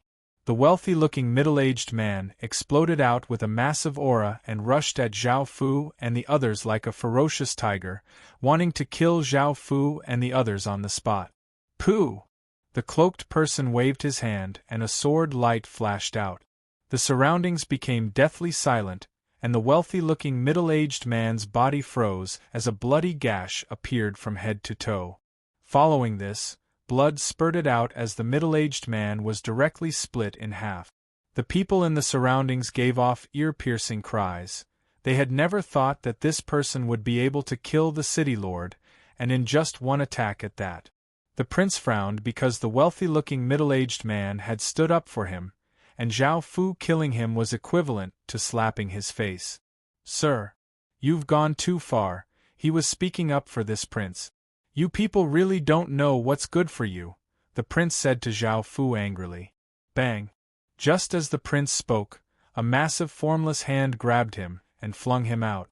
The prince was sent flying and crashed into 10 or so buildings, causing dust to fly everywhere. No one knew if he was dead or alive. Everyone in the surroundings gasped and ran in all directions. That person was too terrifying. Not only had he killed the city lord, but he also did not place the prince of a royal kingdom in his eyes. That prince was the prince of the most powerful royal kingdom here, and no one dared to offend him. Shang Long did not mind and followed behind Zhao Fu because he was sure that Zhao Fu would become a sovereign of the underworld in the future and would not have to fear a royal kingdom. Chapter 1404. Zhao Fu did not mind that prince because Zhao Fu was just passing by. Moreover, Zhao Fu had even humiliated an imperial prince before, so why would he be afraid of a prince? Everyone continued onwards and used teleportation channels 10 or so times. After traveling for 2 days, they arrived at a large faction. After traveling for so long, Zhao Fu felt that they should stop and rest for a while. They found an inn and asked for 2 rooms, one for Shang Long and one for Zhao Fu and the 3 women. "Husband!" The black and white impermanences came to the room and looked flirtatious and expectant as they hugged Zhao Fu and softly called out. Zhao Fu naturally understood what they meant and hugged them to the bed. The god ghost's face was red and could not help but think about their first time, which was the night that Zhao Fu had subdued her. Back then, Zhao Fu had directly taken her. Back then, she did not understand anything, but because she was quite afraid of Zhao Fu, she struggled a bit and cooperated with Zhao Fu. She had never thought that doing it with someone as despicable as Zhao Fu would be so enjoyable. Seeing Zhao Fu do it with the black and white impermanences, the god ghost brought the little cat to the bed and joined in. There was nothing to be shy about, as it had been like this for the past few days. The 3 of them did it with Zhao Fu together. The little cat watched by the side. With its intelligence, it did not understand what they were doing, but seeing how happy its owner was under that man, it gave a happy smile. A few hours later, Zhao Fu hugged the 3 red-faced women and asked He Xiaojie, "How much longer until we reach the historical remnant?"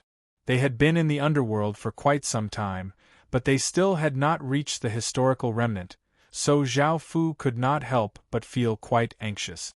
"Husband, it should be quite fast to reach the inner domains because the inner domains and the Yin domains are quite closely connected. There are many large-scale teleportation channels that can lead to the Yin domains," He Xiaojie explained to Zhao Fu. Zhao Fu heaved a sigh of relief when he heard this. Bai Xiaoxi smiled happily and said, "This route just happens to pass by our clan. Husband, we can go back and take a look. Zhao Fu nodded. By now, the black and white impermanences had told Zhao Fu about them. The black and white impermanences were a family with two factions. One was the black impermanence, while the other was the white impermanence. They were stronger than an empire. All of the white impermanences and black impermanences in the world came from this family, and by Xiaoxi and He Xiaojie's status in the family was neither too high nor too low. The red-faced ghost god suddenly said shyly, "Husband, what's wrong?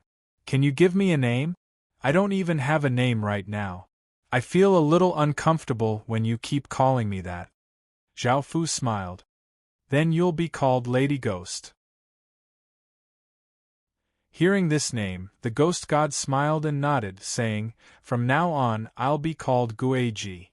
Lady Ghost still wants it." Zhao Fu smiled and pressed her under his body, and he started to do it with her. The black and white impermanences also smiled and joined in. At night, Zhao Fu brought the three radiant women and Shang Long to the inn's hall to have some food. It was the first time Zhao Fu had eaten underworld food, and he did not know what it was like. After receiving permission from Zhao Fu, Shang Long sat by the side. Looking at the radiant women, he naturally knew what had just happened and felt incredibly envious. After doing it with Zhao Fu, their bodies had been baptized by the 6 paths of reincarnation power, and their power and auras were continuously rising. They were also becoming purer and purer. Lady Ghost, who did not have any power back then, had only done it with Zhao Fu for a few days, and her cultivation had risen incredibly quickly. It was a pity that he was not a woman, or else he would have also received such treatment. After the food was brought up, Zhao Fu felt quite surprised. The food looked like normal food, but it was all cold. Underworld creatures did not seem to like eating hot food and preferred eating cold food. "Husband, I'll feed you." Bai Xiaoxi leaned against Zhao Fu and used her chopsticks to pick up a piece of meat as she said gently and considerately to Zhao Fu. Zhao Fu hugged Bai Xiaoxi and smiled as he prepared to open his mouth. However, a shocked and unrestrained voice sounded out from outside, "What flirtatious black and white impermanences, what beautiful ghosts." A handsome man in white robes with an elegant demeanor also walked into the inn with 5 women. Of the 5 women, one had a bewitching figure and gave off a flirtatious aura, one had a seductive figure and looked bold and cheerful, one was tall and slim, one had a small figure and looked cute, and one had a slim figure and looked gentle and quiet. The man brought the 5 women and walked over to Zhao Fu and sat down on Zhao Fu's table as he said to Zhao Fu, "Brother, I like your 3 women a lot. I like your 3 women very much. As long as you name a price, I will try my best to satisfy you." He Xiaojie smiled as she looked at the man and leaned against Zhao Fu. She did not have to worry at all because even though Zhao Fu had many women, he definitely would not trade them. Moreover, how could this man compare to Zhao Fu? He Xiaojie did not like him at all. Guiji had only been with Zhao Fu for a few days and felt quite worried that Zhao Fu would give her to someone else. She hugged the kitten and pitifully looked at Zhao Fu. Zhao Fu frowned and felt that this man was not someone to be trifled with. His aura was quite powerful, but Zhao Fu still said, "Sir, it's best if you leave. I'm not interested in giving my women to someone else. I see that the women behind you are quite good. How about you name a price?" The white-clothed man's gaze became cold and traces of killing intent appeared around him. He was giving Zhao Fu some face, but Zhao Fu still did not accept. The white-clothed man thought about it but quickly returned to normal. The cold-looking woman next to him said mockingly, "Who do you think you are? You dare to speak to our husband like that? Do you know that our husband is the 2nd prince of the Ghost Lord Kingdom and we're concubines? You can't even dream about touching us."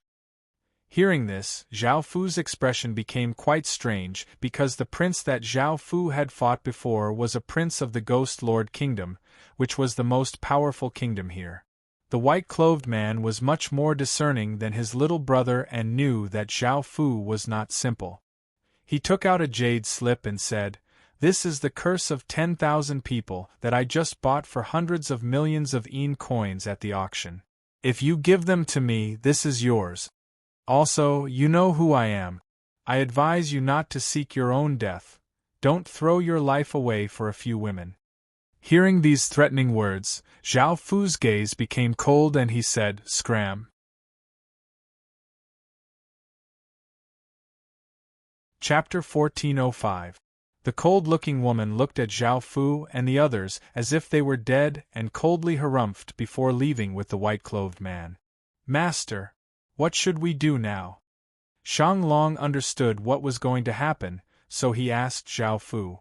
Zhao Fu frowned and thought for a moment before saying, "Let's pack our things and leave this place as soon as possible." Following this, they left the city and planned to head towards the underworld, but they were stopped by the white-clothed man. Moreover, the white-clothed man had called over 4 helpers, 3 men and 1 woman.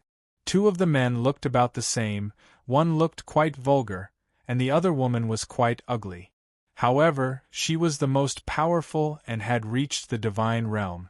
The white-clothed man looked at Zhao Fu and coldly laughed as he said, "You're seeking death.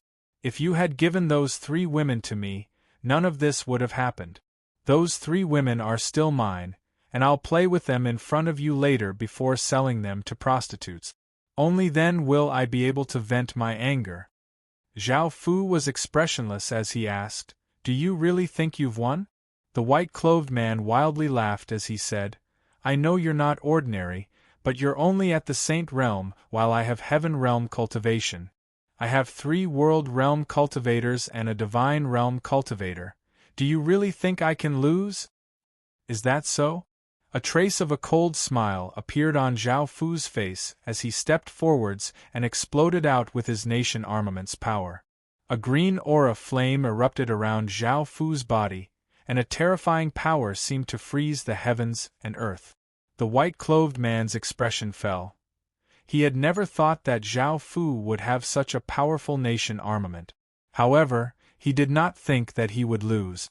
However, in the next moment, his expression fell as the 6 gray dots in Zhao Fu's right eye quickly spun, and a wave of 6 paths of reincarnation power spread out from Zhao Fu's body.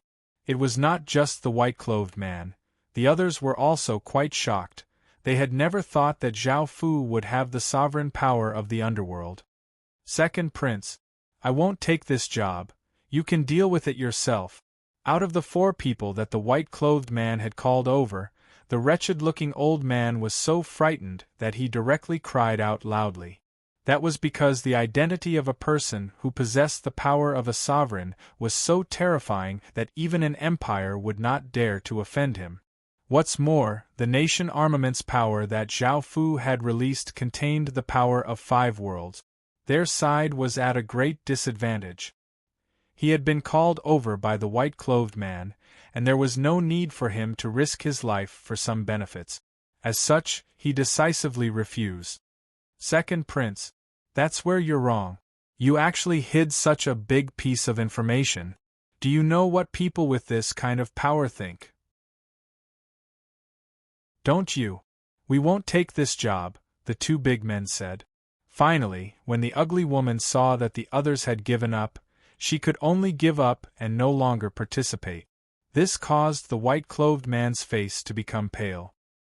He had never thought that the 4 people he had invited would not dare to participate after seeing Zhao Fu's power. "Chun and," he said, "Sun Fu and God, he, King, Fu. Are we just going to wait for death?" The white-clothed man thought about it and hurriedly said, "You don't dare to take part, but don't think that he'll let you off. Now that you know that he has the 6 paths of reincarnation power, if this news spreads, the entire underworld will be shaken." Hearing this, the 4 people's expressions fell, and they looked at Zhao Fu. Zhao Fu felt quite surprised and had never thought that things would turn out like this. The underworld's people were simply too afraid of the 6 paths of reincarnation power. In actuality, this was all thanks to the 6 paths demon images' main bodies. Every time they became angry or something happened, the 6 paths of reincarnation power would sweep through the entire underworld. They had always lived in the shadows, so they were naturally afraid of the 6 paths of reincarnation power. Zhao Fu realized the effects of the 6 paths of reincarnation power and wondered if he should kill them to hide this information. However, after thinking about it, he said, "Can you guarantee that my information won't be leaked?" The others hurriedly nodded. They did not want to take part in this and wanted to leave in a hurry. Even if they knew, they would not dare to leak it, as many major figures would come to find them. When that time came, they would most likely die. Zhao Fu did not believe their promises, so he had them sign a contract and use the contract's power to bind them.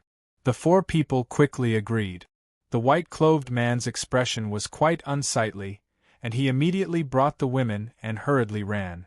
Clang, clang, clang, chains containing terrifying power shot out. Now that Zhao Fu had his nation armament, the chains were incredibly powerful and easily bound up the white-clothed man and the women. Following this, Zhao Fu signed a contract with the 4 people, and the 4 people turned into rays of light and left. They did not dare to stay here because they could not offend the second prince. The Ghost Lord Kingdom would come to find them, so they had to leave as soon as possible. Seeing them leave, Zhao Fu let out a sigh of relief. If they were to fight, the result would be uncertain, and Zhao Fu would not have much of an advantage. Moreover, with his strength, he would not be able to keep that ugly woman with divine realm cultivation, and his identity might be exposed. As such, it would be better to resolve this crisis peacefully without fighting. After dealing with these things, Zhao Fu sneered as he looked at the white-clothed man who was chained up and his concubines. The white-clothed man said in fear, "Sire, I apologize for what I did before, and I'm willing to pay any price as long as you don't kill me. I'll also keep your identity a secret. Also, I'll give all the women you like to me to serve you well." Husband.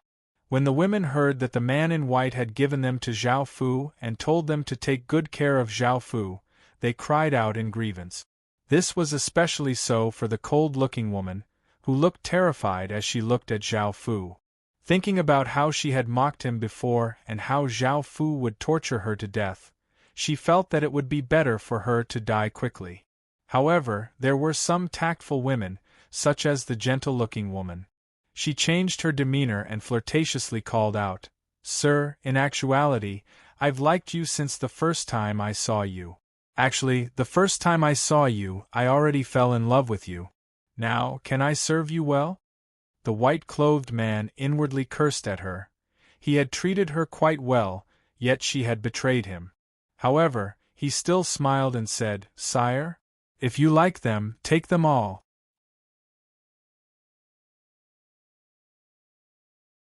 Chapter 1406. Right after releasing the 5 women, the cold-looking woman wanted to run because she was afraid that Zhao Fu would abuse her.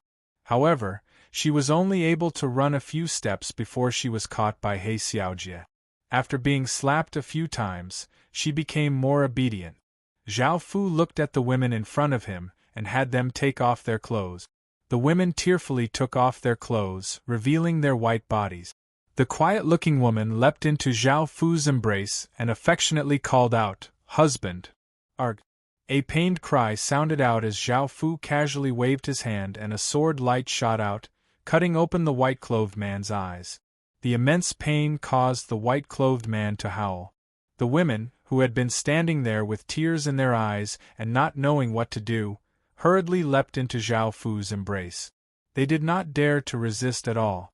Zhao Fu also started to ravage the women. The white-clothed man's eyes had been destroyed and he could not see anything, but he could still hear. His women quickly became lewd under Zhao Fu's body and responded to Zhao Fu like prostitute.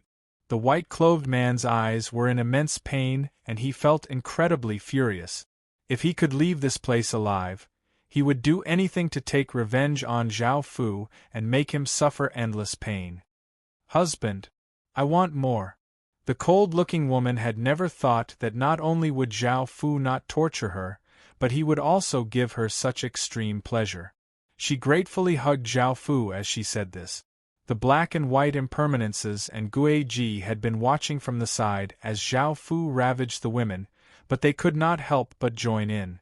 When the white-clothed man heard the women he fancied moaning under Zhao Fu's body, he felt quite startled and thought to himself, indeed, they're three beauties.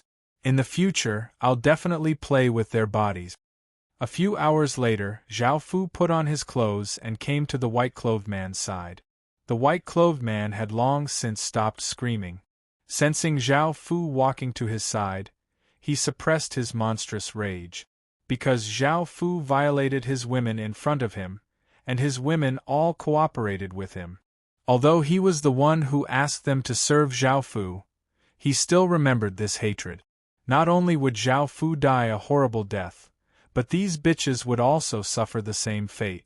Of course, he could only smile obsequiously and say, "Your Excellency has enjoyed my woman. How does it taste? Does it feel good?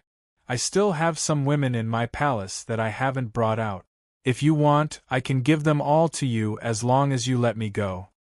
Zhao Fu smiled as he replied, "Your woman's taste is indeed quite good, but I can't let you off because the consequences will be too great. If you were an ordinary person, I would spare your life, but you're the prince of a kingdom." The cold-looking woman hugged Zhao Fu as she said, "Husband, it's Zhao Fu. We definitely can't let him off. If he returns to the palace, we'll be doomed." The other women all came up and told Zhao Fu to kill the white-clothed man. However, the reticent woman only said that she could consider crippling his strength and have him fend for himself. As the white-clothed man's women, they understood his personality. They had done it with another man in front of him, and when they returned, they would definitely be skinned alive and suffer immense pain. Hearing this, the white-clothed man furiously cursed at Zhao Fu and the women. He understood that it was impossible for Zhao Fu to let him off, so he could no longer hold back the flames of fury within him. "You'll all die a horrible death. Bitches, whores, bastards, I curse you to suffer endless pain. Your bodies will be chopped into pieces, and your souls will be roasted by flames. None of you will be able to escape, and I'll eat you all." The cursing stopped as Zhao Fu waved his hand and a sword light cut off the white-clothed man's head, killing him on the spot. Looking at the white-clothed man's head, the five women sighed. After all, they had been together for a long time, so they could not help but feel sad. He could only blame himself. If he had not been lustful and had not tried to steal Zhao Fu's women, he would not have fallen to such a state. Not only had his women been done by someone else, but he had also died in the end. "Husband, I'm called Han Lingli. From now on, I'm your woman. You can take good care of me." The cold-looking woman was the first to recover and smiled as she hugged Zhao Fu. The other women also introduced themselves. Right now, they could only follow Zhao Fu and could not go anywhere else. At the same time, they fell in love with the feeling of doing it with Zhao Fu. It was hundreds of times more enjoyable than doing it with the white-clothed man. Zhao Fu found out the other women's names. The quiet-looking woman was called Shaoli, the seductive woman was called Long Di, the flirtatious woman was called Qiu Mei, and the cute woman was called Anai. Following this, Zhao Fu took the white-clothed man's spatial ring and took out the jade slip. Hearing that it was a very good item, Zhao Fu felt quite interested. As expected, there were many pleasant surprises.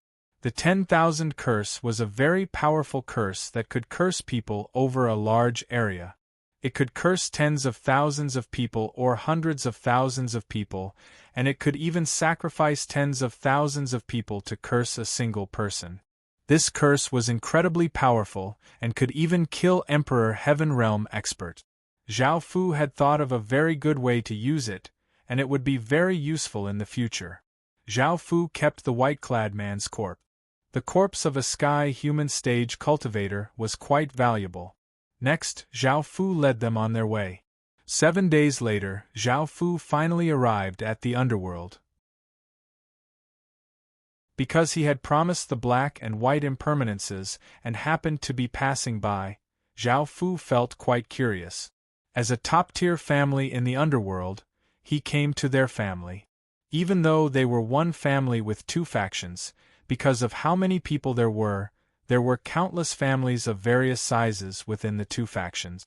He Xiaojie and Bai Xiaoxi's families were mid-tier families.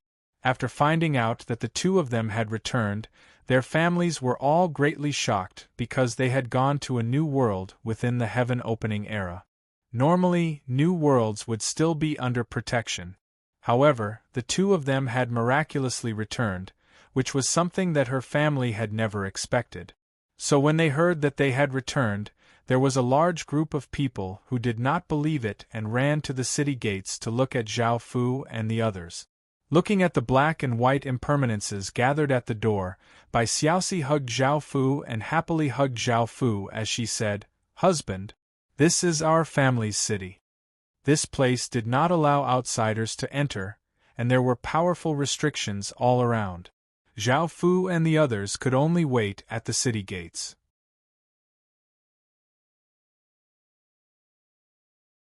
Chapter 1407.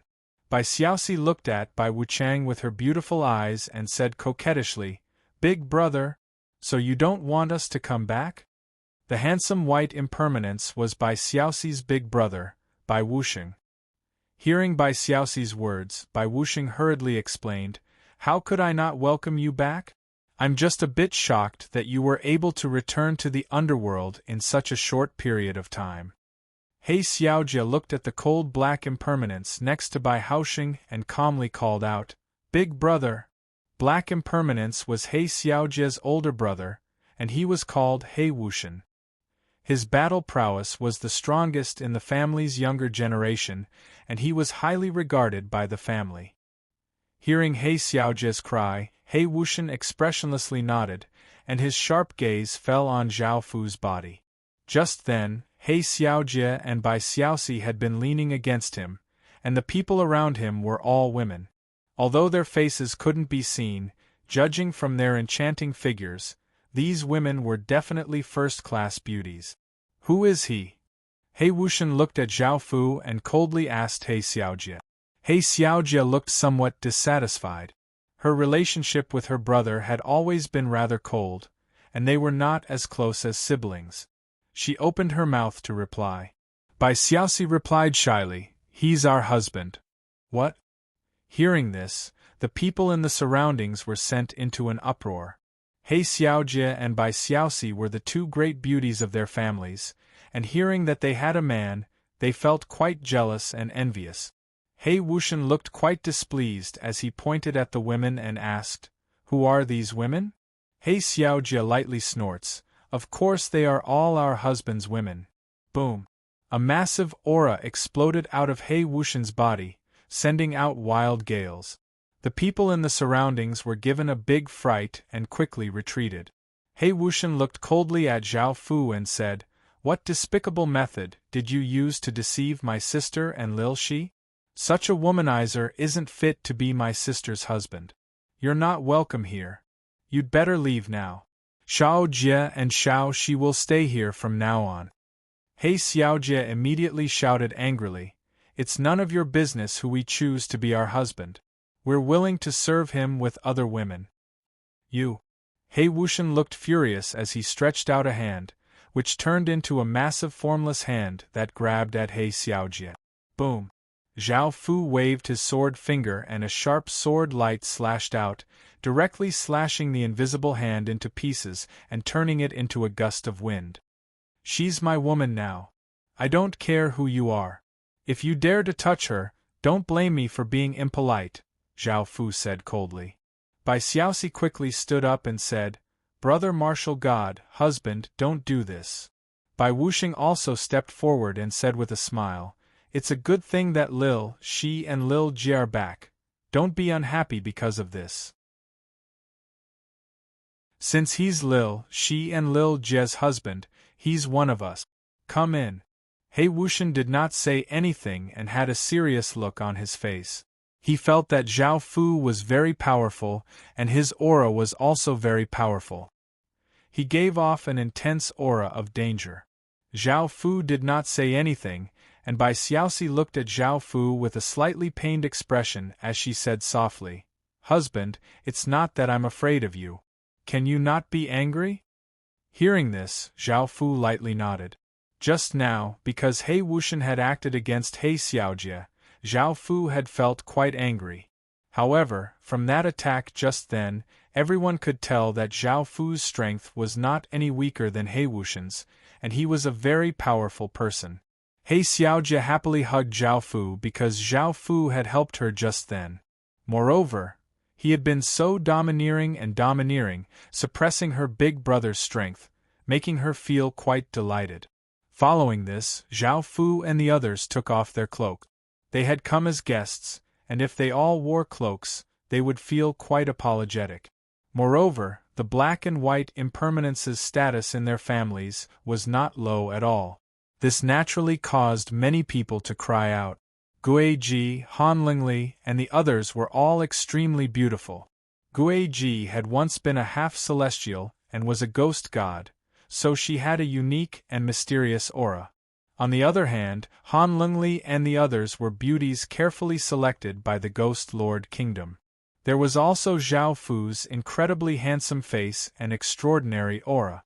He Wuxian originally did not care much, but looking at Guiji, who was hugging a small cat and had a graceful figure and gave off a mysterious and alluring aura, he suddenly felt his heart move. After entering the city, Zhao Fu and the others were arranged to stay in a courtyard. He Xiaojie and Bai Xiaoxi were called over by the elders of their families because they took this matter quite seriously.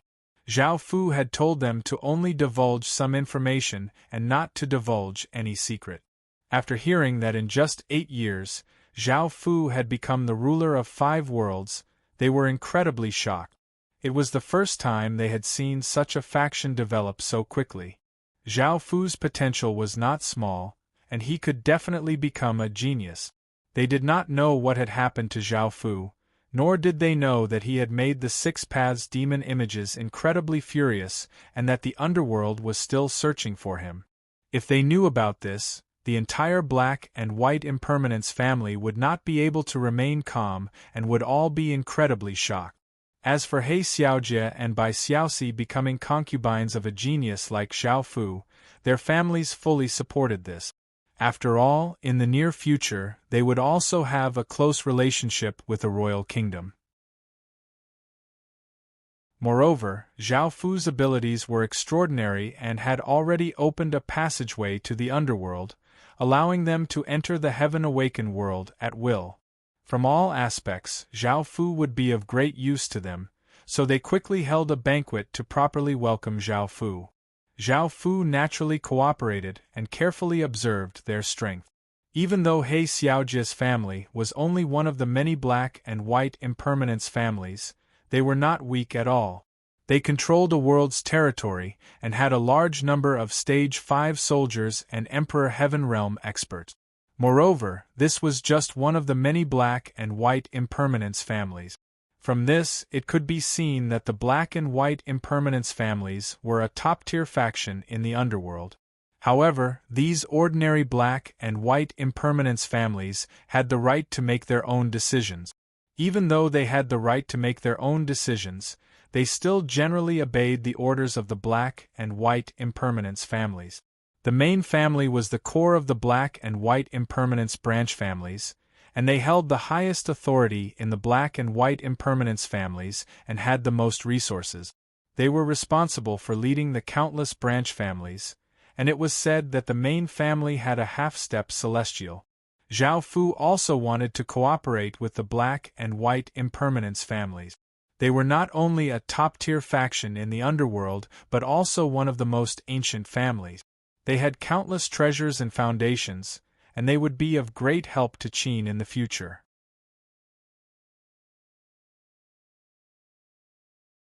Chapter 1408.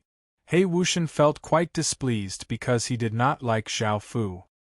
He had too many women by his side, and his little sister and Bai Xiaoxi were both serving him. Thinking about that, he felt quite uncomfortable. Of course, He only felt uncomfortable and did not have any other feelings towards his little sister or Bai Xiaoxi. Seeing how his family welcomed Zhao Fu, even if he had any objections, it would be useless. Moreover, he did not know why his little sister and Bai Xiaoxi liked him so much. He did not want to attend the banquet, but looking at Guiji, who was hugging the little cat and smiling as she ate, He Wuxian's heart sped up. His cold expression became slightly gentle as he sat next to Guiji and asked, "What's your name?" Guiji looked at He Wuxian and smiled as she replied, "I'm called Guiji. My husband gave me this name." Hearing Guiji's words, He Wuxian felt a stabbing pain in his heart. Such a beautiful woman was that person's wife. He Wuxian had long since expected this, but he did not want to give up because this was the first woman he had met who could move his heart. Following this, He Wuxian asked Guiji about other things. However, after hearing that Zhao Fu had forcefully taken Guiji, He Wuxian felt incredibly furious towards Zhao Fu. He felt that Zhao Fu was a scum, a bastard, and the scum of men. He had thought that he had made those women truly fall in love with him, but he had taken them by force. "Guiji, I can take you away now. You don't need to fear that man. I'll protect you," He Wuxian said seriously as he looked at Guiji. Hearing this, Guiji felt quite startled and shook her head. "I don't want to leave." He Wuxian said angrily, "That man is simply a scum. Why didn't you retaliate against him? Why are you still willing to stay by that beast's side?" Hearing He Wuxian insult Zhao Fu, Guiji angrily looked at He Wuxian and said, "Go away. I don't want to care about people like you." He Wuxian angrily wanted to say something, but Guiji hugged the little cat and left. This caused He Wuxian's face to turn ashen, and he looked at Zhao Fu, who was drinking with the others, with a trace of hatred in his eyes. After the banquet concluded, Zhao Fu felt quite drunk and went to He Xiaojia's room. It was completely dark and it was late at night. He Xiaojia and Bai Xiaoxi were already asleep. Zhao Fu did not hold back and started to do it with them. It was just that Bai Xiaoxi seemed to struggle for a moment before going along with Zhao Fu, and Zhao Fu didn't mind. The next day, gentle sunlight shone in from outside the window, and Zhao Fu gradually woke up. He looked at He Xiaojia in his arms and a mature and beautiful woman, feeling quite surprised. This the Zhao Fu's and Long's, not, and Zhao Xiaojia's, and was not, and Bai. Zhao Fu did not know who she was and why she was in He Xiaojia's room. Moreover, he had never heard that He Xiaojia had a big sister, so this woman was her mother. This made Zhao Fu feel quite speechless. The beautiful woman slowly woke up and seeing Zhao Fu looking at her, she smiled and hugged Zhao Fu's neck as she said, "Good son-in-law. I didn't enjoy myself enough last night and I want more." Zhao Fu felt quite startled and started to do it with her, and He Xiaojia also woke up and joined in. Afterwards, the beautiful woman's face was red as she lay in Zhao Fu's embrace and she smiled as she said, "So what Xiaojia said was true. Doing it with you felt so good and I felt as if I had lived my life for nothing." Zhao Fu still did not understand what was going on, and after asking them, he found out that He Xiaojia's mother had not seen He Xiaojia for many years and greatly missed her. As such, she had come to He Xiaojia's room to have a good chat with her, wanting to know how she had been. He Xiaojia had said that she had been doing very well and that her status in Qin City was not low. She had also done it with Zhao Fu, causing the woman to feel incredibly shocked. It was the first time she had heard of such a terrifying man, and she had not believed it at all. However, that night, a drunk man had pressed down on her and called out her daughter's name, and she understood who that man was. She had wanted to resist, but she was unable to resist at all under Zhao Fu's hands. Her body had become weak and she had been ravaged by Zhao Fu, and she had fiercely responded to Zhao Fu. He Xiaojia said worriedly, "Mother, aren't you afraid that Big Brother will find out?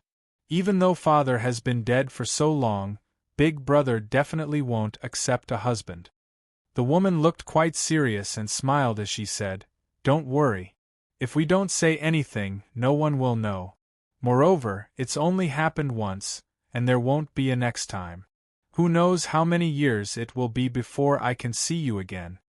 Hearing her mother's words, He Xiaojie felt quite uncomfortable. The last time she had left, it had been 8 years since she had last returned, and she greatly missed her mother. Zhao Fu smiled as he said, "Now that the underworld passageway has been opened, Xiaojie can come back at any time. Also, how about you leave with me?" The beautiful woman rolled her eyes at Zhao Fu as she said, "You bad boy, do you want us to serve you together?" Zhao Fu smiled and did not say anything else as he got up and left. It seemed that the Black and White Impermanence family was going to hold an event today, and Zhao Fu was going to take a look. On a spacious plain, there was a tall, ancient-looking black tower. This tower was 30 or so meters tall and only had 9 levels. It gave off a powerful aura, and there were many people standing around it, looking at the black tower. This was the Black and White Impermanence's Tower of Trial. Every Black and White Impermanence family had one, and it was used to test their disciples. The Tower of Trial was connected to the Black and White Impermanence treasury, and the better one's performance in the Tower of Trial, the greater the rewards would be. In actuality, the Branch family's Tower of Trial was only a basic Tower of Trial. The truly terrifying one was the main family's 9-level ghost tower. It was said that it was 10,000 meters tall and contained countless terrifying ghosts, and it gave off a massive power. This Tower of Trial was only used to test the strength of the new disciples, and some of the older disciples could not go in. Each person could only enter 3 times, and they had already used up all of their chances. However, because the rewards were all very rare, there were still many people coming, and it was quite bustling here. Moreover, outsiders could also enter, and this was what Zhao Fu wanted the most. If there were no benefits, Zhao Fu would not have come here. Next to the entrance of the Tower of Trial was a stone stele that recorded the disciples who had performed the best in the Tower of Trial. He Wuxing and Bai Wuxing's names were on it, and He Wuxing was ranked first. Seeing Zhao Fu arrive, Bai Wuxing gave a humble smile. Zhao Fu was his little sister's husband, so Bai Wuxing treated Zhao Fu as one of his own.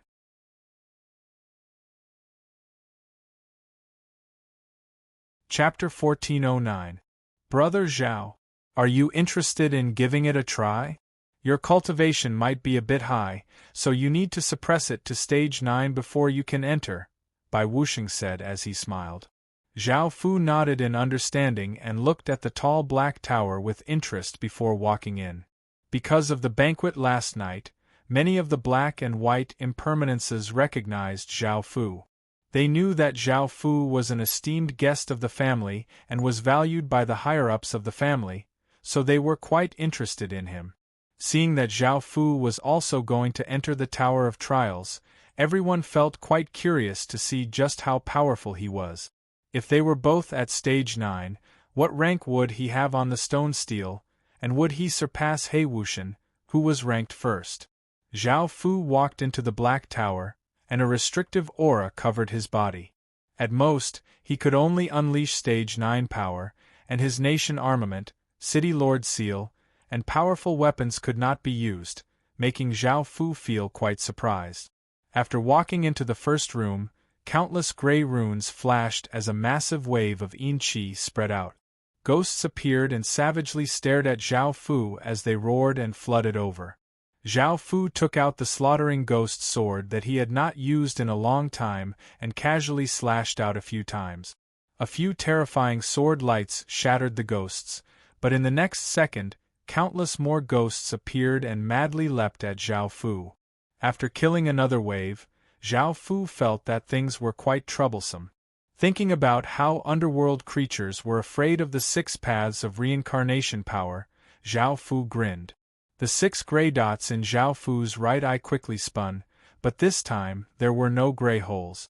Instead, Zhao Fu's right eye seemed to have disappeared, and there was only a gray vortex in his eye socket, looking quite shocking. Zhao Fu used that method on his eye, and it was most likely an eye technique. He looked at the ghosts, and facing Zhao Fu, who gave off traces of the 6 paths of reincarnation power, they instinctively looked terrified, and did not dare to get close to Zhao Fu. Who? The gray vortex in Zhao Fu's right eye quickly spun and exploded out with a massive suction force. The countless ghosts in the surroundings were sucked into Zhao Fu's right eye. Even though these ghosts weren't real, they contained a lot of yin qi. After Zhao Fu absorbed them into his right eye, Zhao Fu could feel that his right eye had become stronger. Following this, Zhao Fu absorbed all of the ghosts into his right eye and walked towards the second level. Seeing Zhao Fu reach the second level so quickly, the people outside all looked shocked. They felt that Zhao Fu was incredibly powerful, and that only He Wuxian would be able to compare to him. However, what happened next caused everyone to be dumbfounded. After Zhao Fu reached the second level, he quickly reached the third level, then the fourth level, the fifth level, and finally the ninth level. This speed was so fast that it was unimaginable. It felt like there was no obstruction at all, and he had directly walked from the first floor to the ninth floor. Was there a malfunction in the Tower of Trials? Putting aside He Wuxian, no one else could do such a thing. Some disciples hurriedly called an elder over to check, and found that there was nothing wrong with the Tower of Trials. Everyone in the surroundings cried out. Did that mean that that person had reached the top by himself? Wasn't this a little too powerful? The elder did not understand what was going on, but after hearing that Zhao Fu had entered the Tower of Trials and reached the ninth floor so quickly, he left with a serious expression and reported this to the higher-ups. Bai Wuxing felt quite surprised that his little sister had found such a terrifying man. Even he felt that he was far inferior to him and could not compare at all. Within the family, this sort of speed could be called a miracle or a legend. It seemed that such a thing had never happened in the family's history, and he wondered what sort of terrifying effects he would have if he went to the main family's Tower of Trials. He Wuxian's expression was quite unsightly. Before, he had felt that it was beneath him to compare himself to Zhao Fu, and he hated Zhao Fu's actions of forcefully taking women and taking other people's wives. He felt that Zhao Fu was simply a scum, a beast, and a pervert. What he did not know was that Zhao Fu liked human mother. Now, He Wuxian understood that he could not compare to Zhao Fu because everyone knew that he was far weaker than him and was not a match for him. He Wuxian could not help but think of Guiji. In the future, it would be almost impossible for him to take her away from Zhao Fu. Thinking to there, He Wuxian felt a pain in his heart. On the ninth floor of the Tower of Trials, a 30-centimeter wide treasure chest appeared in front of Zhao Fu. This was most likely the reward for passing the Tower of Trials. Zhao Fu no longer had any interest in the Tower of Trials, as it was simply too trashy and did not feel any pressure at all. Finally, it was time to look at the reward. If the reward was just as trashy, Zhao Fu would have wasted all of his efforts. Zhao Fu stretched out his hand and opened the treasure chest, and a massive wave of demonic qi spread out, causing the surroundings to become incredibly cold and causing people's hairs to stand on end. A fresh, beating heart appeared in front of Zhao Fu. Zhao Fu looked through some information and understood that this was a heavenly demon ancestor's heart, an item similar to the demonic ancestor's finger.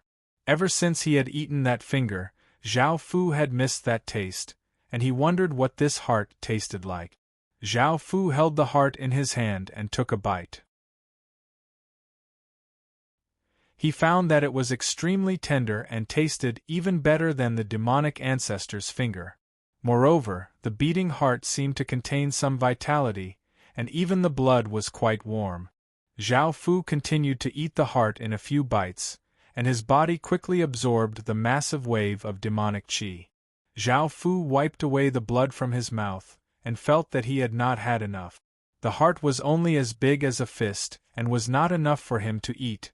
He could find more in the future. After coming out of the Black Tower and facing everyone's gazes of admiration, Zhao Fu did not mind and calmly left. The higher-ups of the Black Impermanence family found Zhao Fu and were even more courteous. They gave many spatial rings to Zhao Fu, which contained all sorts of items and treasures. Zhao Fu looked at them and felt quite delighted, and he thanked the Black Impermanence family.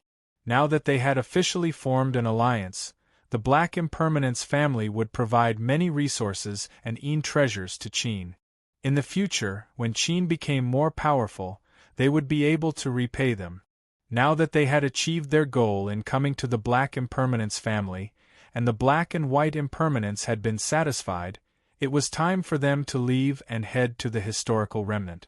That night, Zhao Fu hugged the red-faced He Xiaomei and smiled as he said, "Now that you've agreed to come with us, I don't want to leave you here."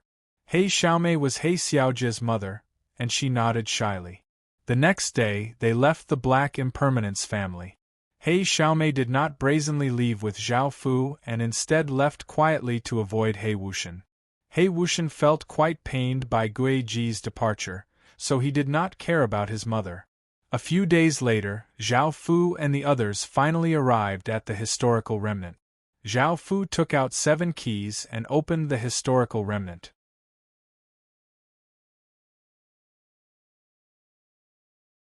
Chapter 14:10.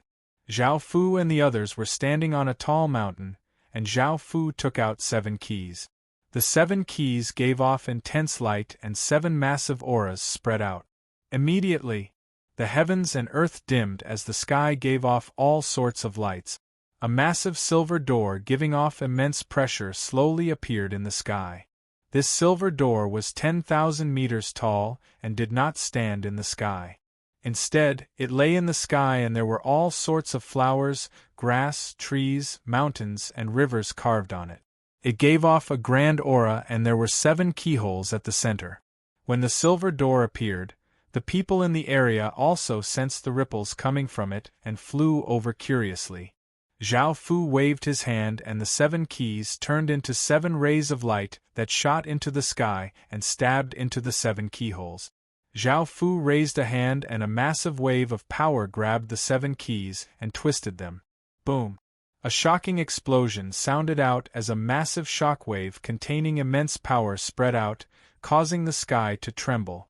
The entire sky seemed to become illusory as traces of aura spread out in all directions. This shock wave was incredibly powerful and affected a massive area. Even He Xiaojie's family sensed this shockwave, and their expressions fell as they hurried over. The nearby large factions' expressions became serious as they sensed the massive shockwave and quickly flew over, guessing that something big was about to happen. Clang! The silver door in the sky slowly opened and a massive wave of cold and eerie aura flowed out, causing people's hairs to stand on end. The silver door gave off a silver light, and it was impossible to see what was inside. Zhao Fu looked at the people around him and said, "Come in with me. This historical remnant has given off too much noise, and I'm afraid many people will hurry over."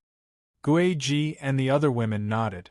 Following this, Zhao Fu led everyone to fly towards the historical remnant and grabbed at the keys in the keyholes. Zhao Fu and the others flew into the historical remnant, and the silver door once again closed with a clang. Because he had the key, Zhao Fu could open the door to the historical remnant. From the looks of it, this historical remnant was not simple at all, and Zhao Fu would not share it with others. He wanted to monopolize this historical remnant. Not only would he eat the meat, he would not leave any soup for others. Moreover, this way they could avoid danger and prevent others from entering. Naturally, they would not be spied on and attacked by others. After a while, the various experts also arrived. Looking at the silver door in the sky, they slightly frowned. They could all tell that this was a historical remnant, but the door was closed and they could not enter. A thinly haired elder giving off an Emperor Heaven Realm aura held a magic staff and vigorously swung it. A massive wave of ghostly chi flowed out and turned into a massive ghost head that smashed towards the silver doors. Boom! A massive explosion sounded out as the ghost head turned into countless traces of ghostly chi and dissipated. However, the silver door did not move at all and was not damaged at all. The elders stared in disbelief and prepared to unleash another attack. A young man dressed in red with an aura said mockingly, "Old man Moo, it's best if you don't waste your strength. A higher being can't blast open this historical remnant." The old man called Old Man Moo recognized the young man and coldly looked at him but did not continue to attack. It was most likely someone who opened the historical remnant but closed the door so that no one could enter. I wonder who that person is. Thinking about what had happened, how could the people in the surroundings feel any anger? They had been forced to watch but could not do anything, making them feel quite anxious. However, they could only wait.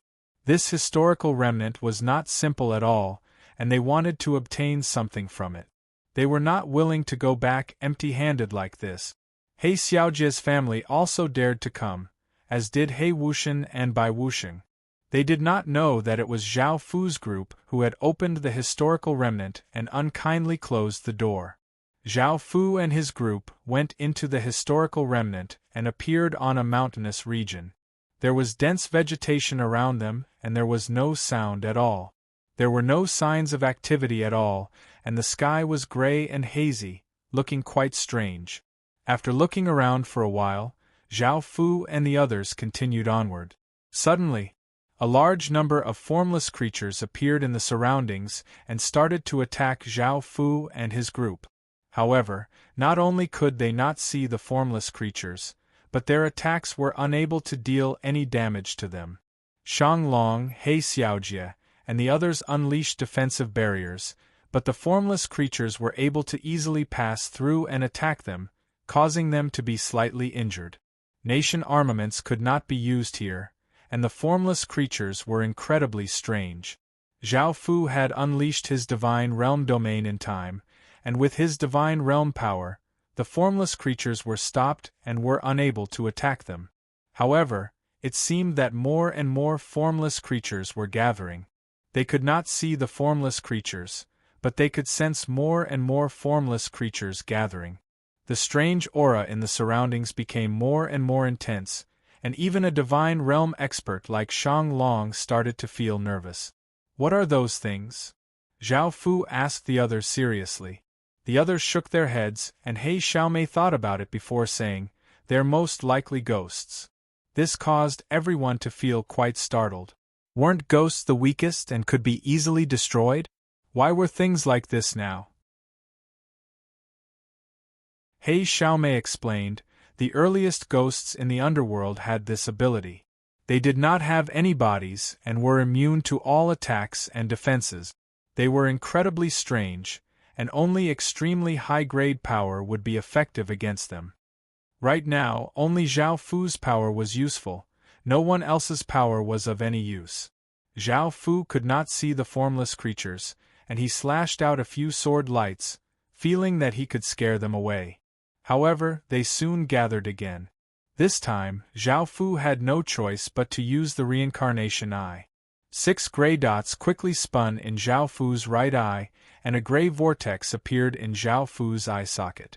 A powerful suction force exploded out, and everything that Zhao Fu saw was sucked in. The formless creatures were no exception, as the 6 paths of reincarnation power was the bane of all ghosts. They naturally could not avoid it. After sucking in all of the surrounding ghosts, Zhao Fu felt some pain in his right eye, and he could feel that the ghosts were still struggling in his right eye. Zhao Fu became angry and a wave of 6 paths of reincarnation power flowed into his right eye, refining all of the ghosts in his right eye. A formless energy entered Zhao Fu's right eye and the pain gradually stopped.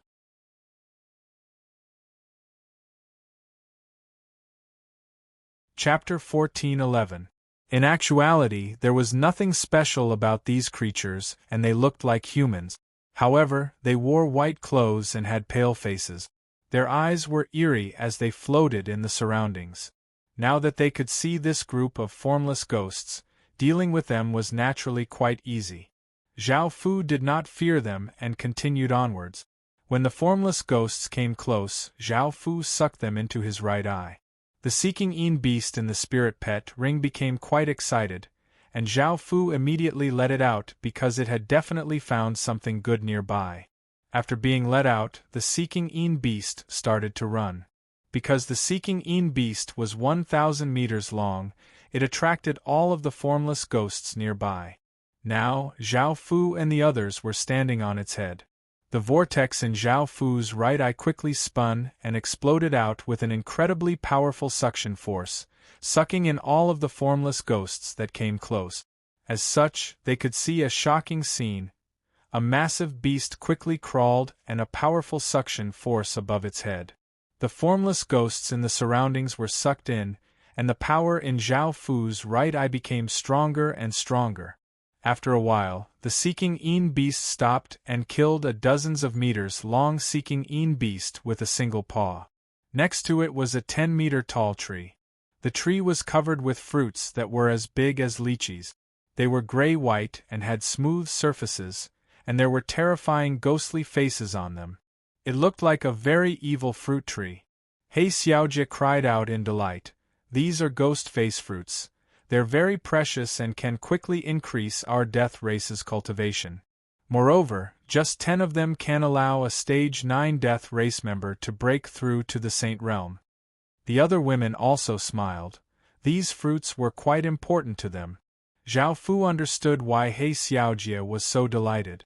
She and Bai Xiaoxi had stage 9 cultivation, and with just 10 ghost face fruits, they would be able to break through to the Saint Realm. Zhao Fu smiled as he said, "Go and pick the fruits. I'll be taking this ghost face tree away." The women smiled as they picked the ghost face fruits while Shang Long stayed where he was. Because he was already a divine realm cultivator, the ghost face fruits did not have much of an effect on him.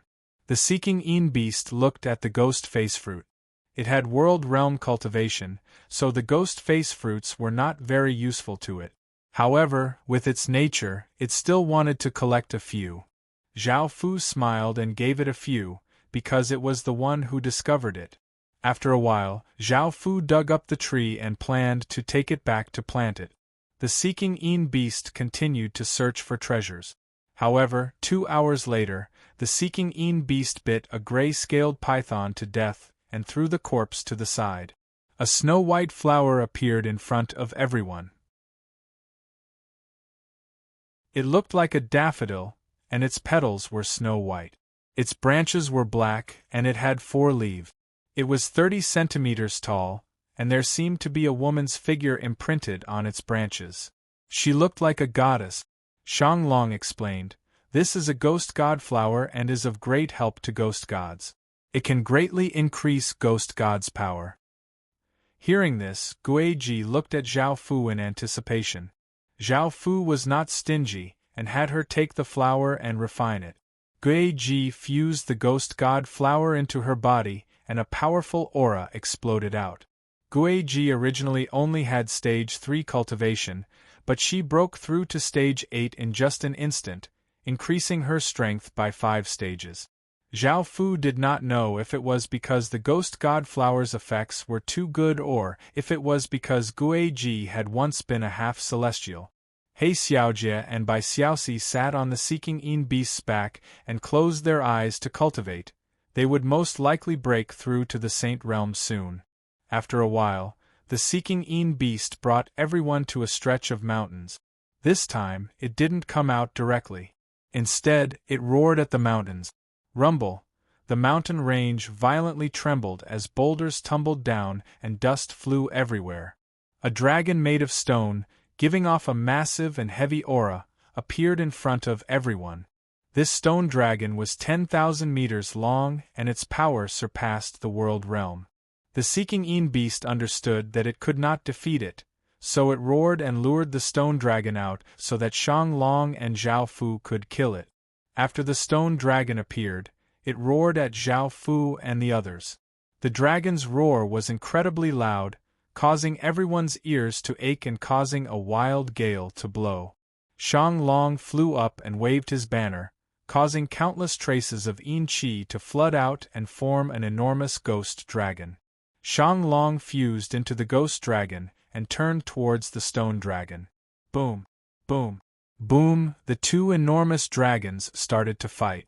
Their horns violently clashed, and their claws and tails ferociously attacked each other, resulting in massive explosions and wild gales.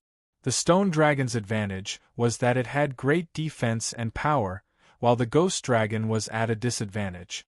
After being attacked by the stone dragon, some of the ghostly chi would dissipate. The ghost dragon used all of its strength to open its mouth, and countless traces of yin chi madly gathered, forming an enormous gray orb of light.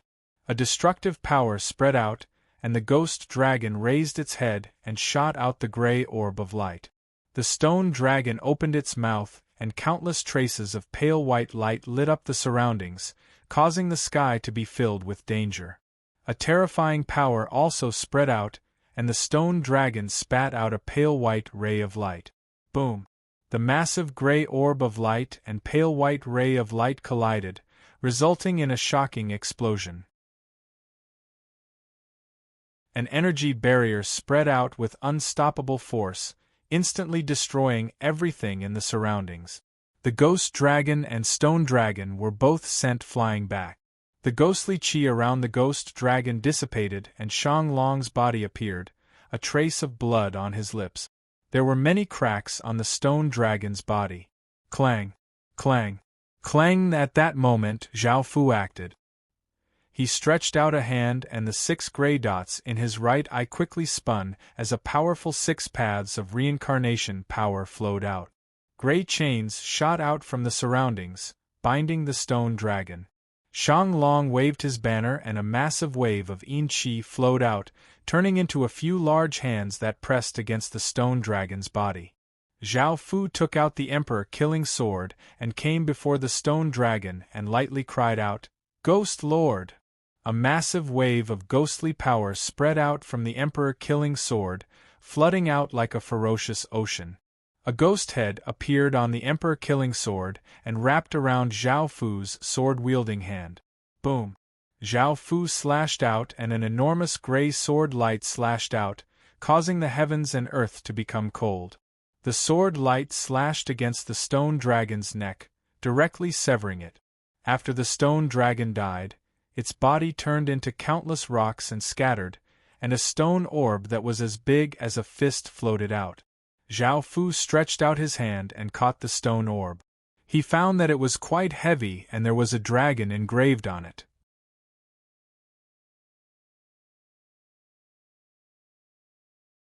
Chapter 14:12. An hour later, the seeking Yin beast made another discovery and brought everyone to a massive tree devil. The tree devil was 1,000 meters tall and had human-like arms and legs, but its eyes and mouth were filled with holes, making it look quite terrifying. The tree demons were much weaker than the stone dragons, so Zhao Fu stretched out his hand and unleashed the 6 paths of reincarnation power. Chains bound up the tree demons, and the tree demons desperately struggled to break the chains. Shang Long waved the banner in his hand and countless traces of yin chi flowed out, turning into an enormous sword that gave off ferocious power and split the tree devil in half. After killing the tree devil, a ginseng appeared in front of everyone, and Zhao Fu carefully dug it up. This ginseng was as big as a child's arm and was gray. There was a clear outline of a person on its surface, and it was an elderly person. This ginseng was called the 1,000-year ghost ginseng, and it could increase the lifespan of the death race's people by 100 years. Zhao Fu casually tossed it to Shang Long. Shang Long looked delighted and hurriedly thanked Zhao Fu. To Shang Long, lifespan and injuries were the most important things to him, as he was already quite old. In the next 10 days, the black and white impermanences broke through to the Saint Realm, and Han Lungli and the other women reached stage 8 cultivation. Shang Long also ate the ghost ginseng and became much younger, and he obtained countless treasures. Everyone looked quite delighted because they had all made good gains. Zhao Fu was also quite delighted. Just the gains from these 10 days were worth Zhao Fu coming to the underworld. After exploring the historical remnant for 10 days, Zhao Fu was shocked to find that they were only at the outermost region of the historical remnant, and he had no idea how much more space there was. Zhao Fu looked around and did not miss anything, so he planned to head to the inner region. There was a stage here with a 10-meter-tall silver door on it.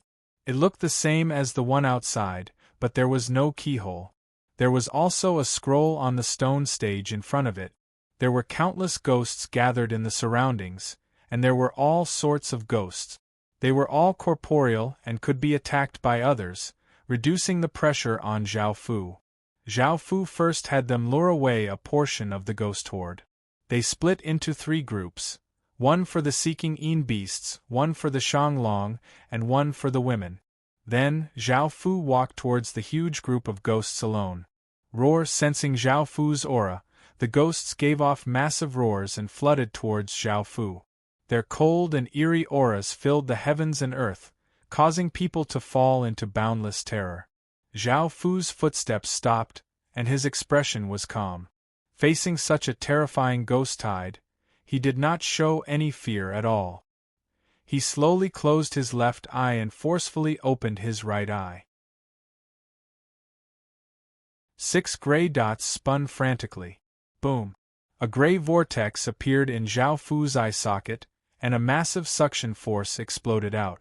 Under the 6 paths of reincarnation's aura, the ghosts looked terrified and hurriedly retreated. However, their bodies were sent flying back uncontrollably. Absorb! The massive ghost tide was quickly absorbed into Zhao Fu's right eye as if it had found a vent. Zhao Fu's right eye madly devoured the ghost's power, and he started to feel pain as a few traces of blood flowed out of his eye socket. A few hours later, Zhao Fu had absorbed the countless ghosts into his right eye. Even though Zhao Fu had stopped using the reincarnation eye, Zhao Fu's right eye gave off an unimaginably massive wave of ghostly power. By now, Zhao Fu's right eye socket had become a cross-shaped pupil and had crystallized, giving off an intense gray light. This gray light gave off an intensely dangerous aura, and ordinary ghosts would not be able to directly look at this eye. It could be said that Zhao Fu's right eye was a supreme treasure of the ghost race, as it had only formed after devouring countless ghosts. The massive wave of ghostly power caused the right side of Zhao Fu's face to become incredibly pale. After a while, Zhao Fu used the 6 paths of reincarnation's power and divine bloodline's power to suppress the power in his right eye, causing it to return to normal. The other 3 groups also destroyed the ghosts they had lured away and returned to Zhao Fu's side. Zhao Fu led everyone to the stage and picked up the scroll on the stage. The scroll was black and seemed to be made of animal fur. There were countless ghostly words written on it, and it gave off a mysterious and eerie aura. Following this, Zhao Fu found that this was a summoning scroll.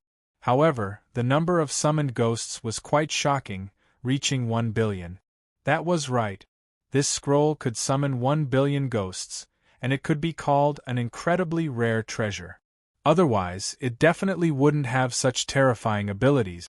Of course, this scroll could only be used once, and if it could be used many times, Zhao Fu would be invincible after summoning billions or trillions of ghosts. Zhao Fu carefully put the scroll into his spatial ring and led the others to the 2nd level of the historical remnant. This place seemed to be a battlefield. The sky was blood-red and the ground was black. There were blood-stained weapons everywhere, and the surroundings were filled with an austere aura. It was as if a great battle had happened here, and the battle had been incredibly intense. Kill, kill, kill. Hazy ghost soldiers wearing armor and holding weapons appeared from the battlefield, giving off a faint green light. They gave off an austere aura and coldly looked at Zhao Fu and the others. Facing these countless ghost soldiers, everyone's expressions became serious because they felt an intense sense of danger. Boom! Those spirit soldiers rushed over like a tidal wave. Their killing intent shook the heavens and the earth.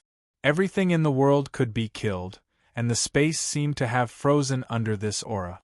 Under this aura, even the expression of Shanglong, who had the highest cultivation, became quite unsightly, and he felt that he might die here.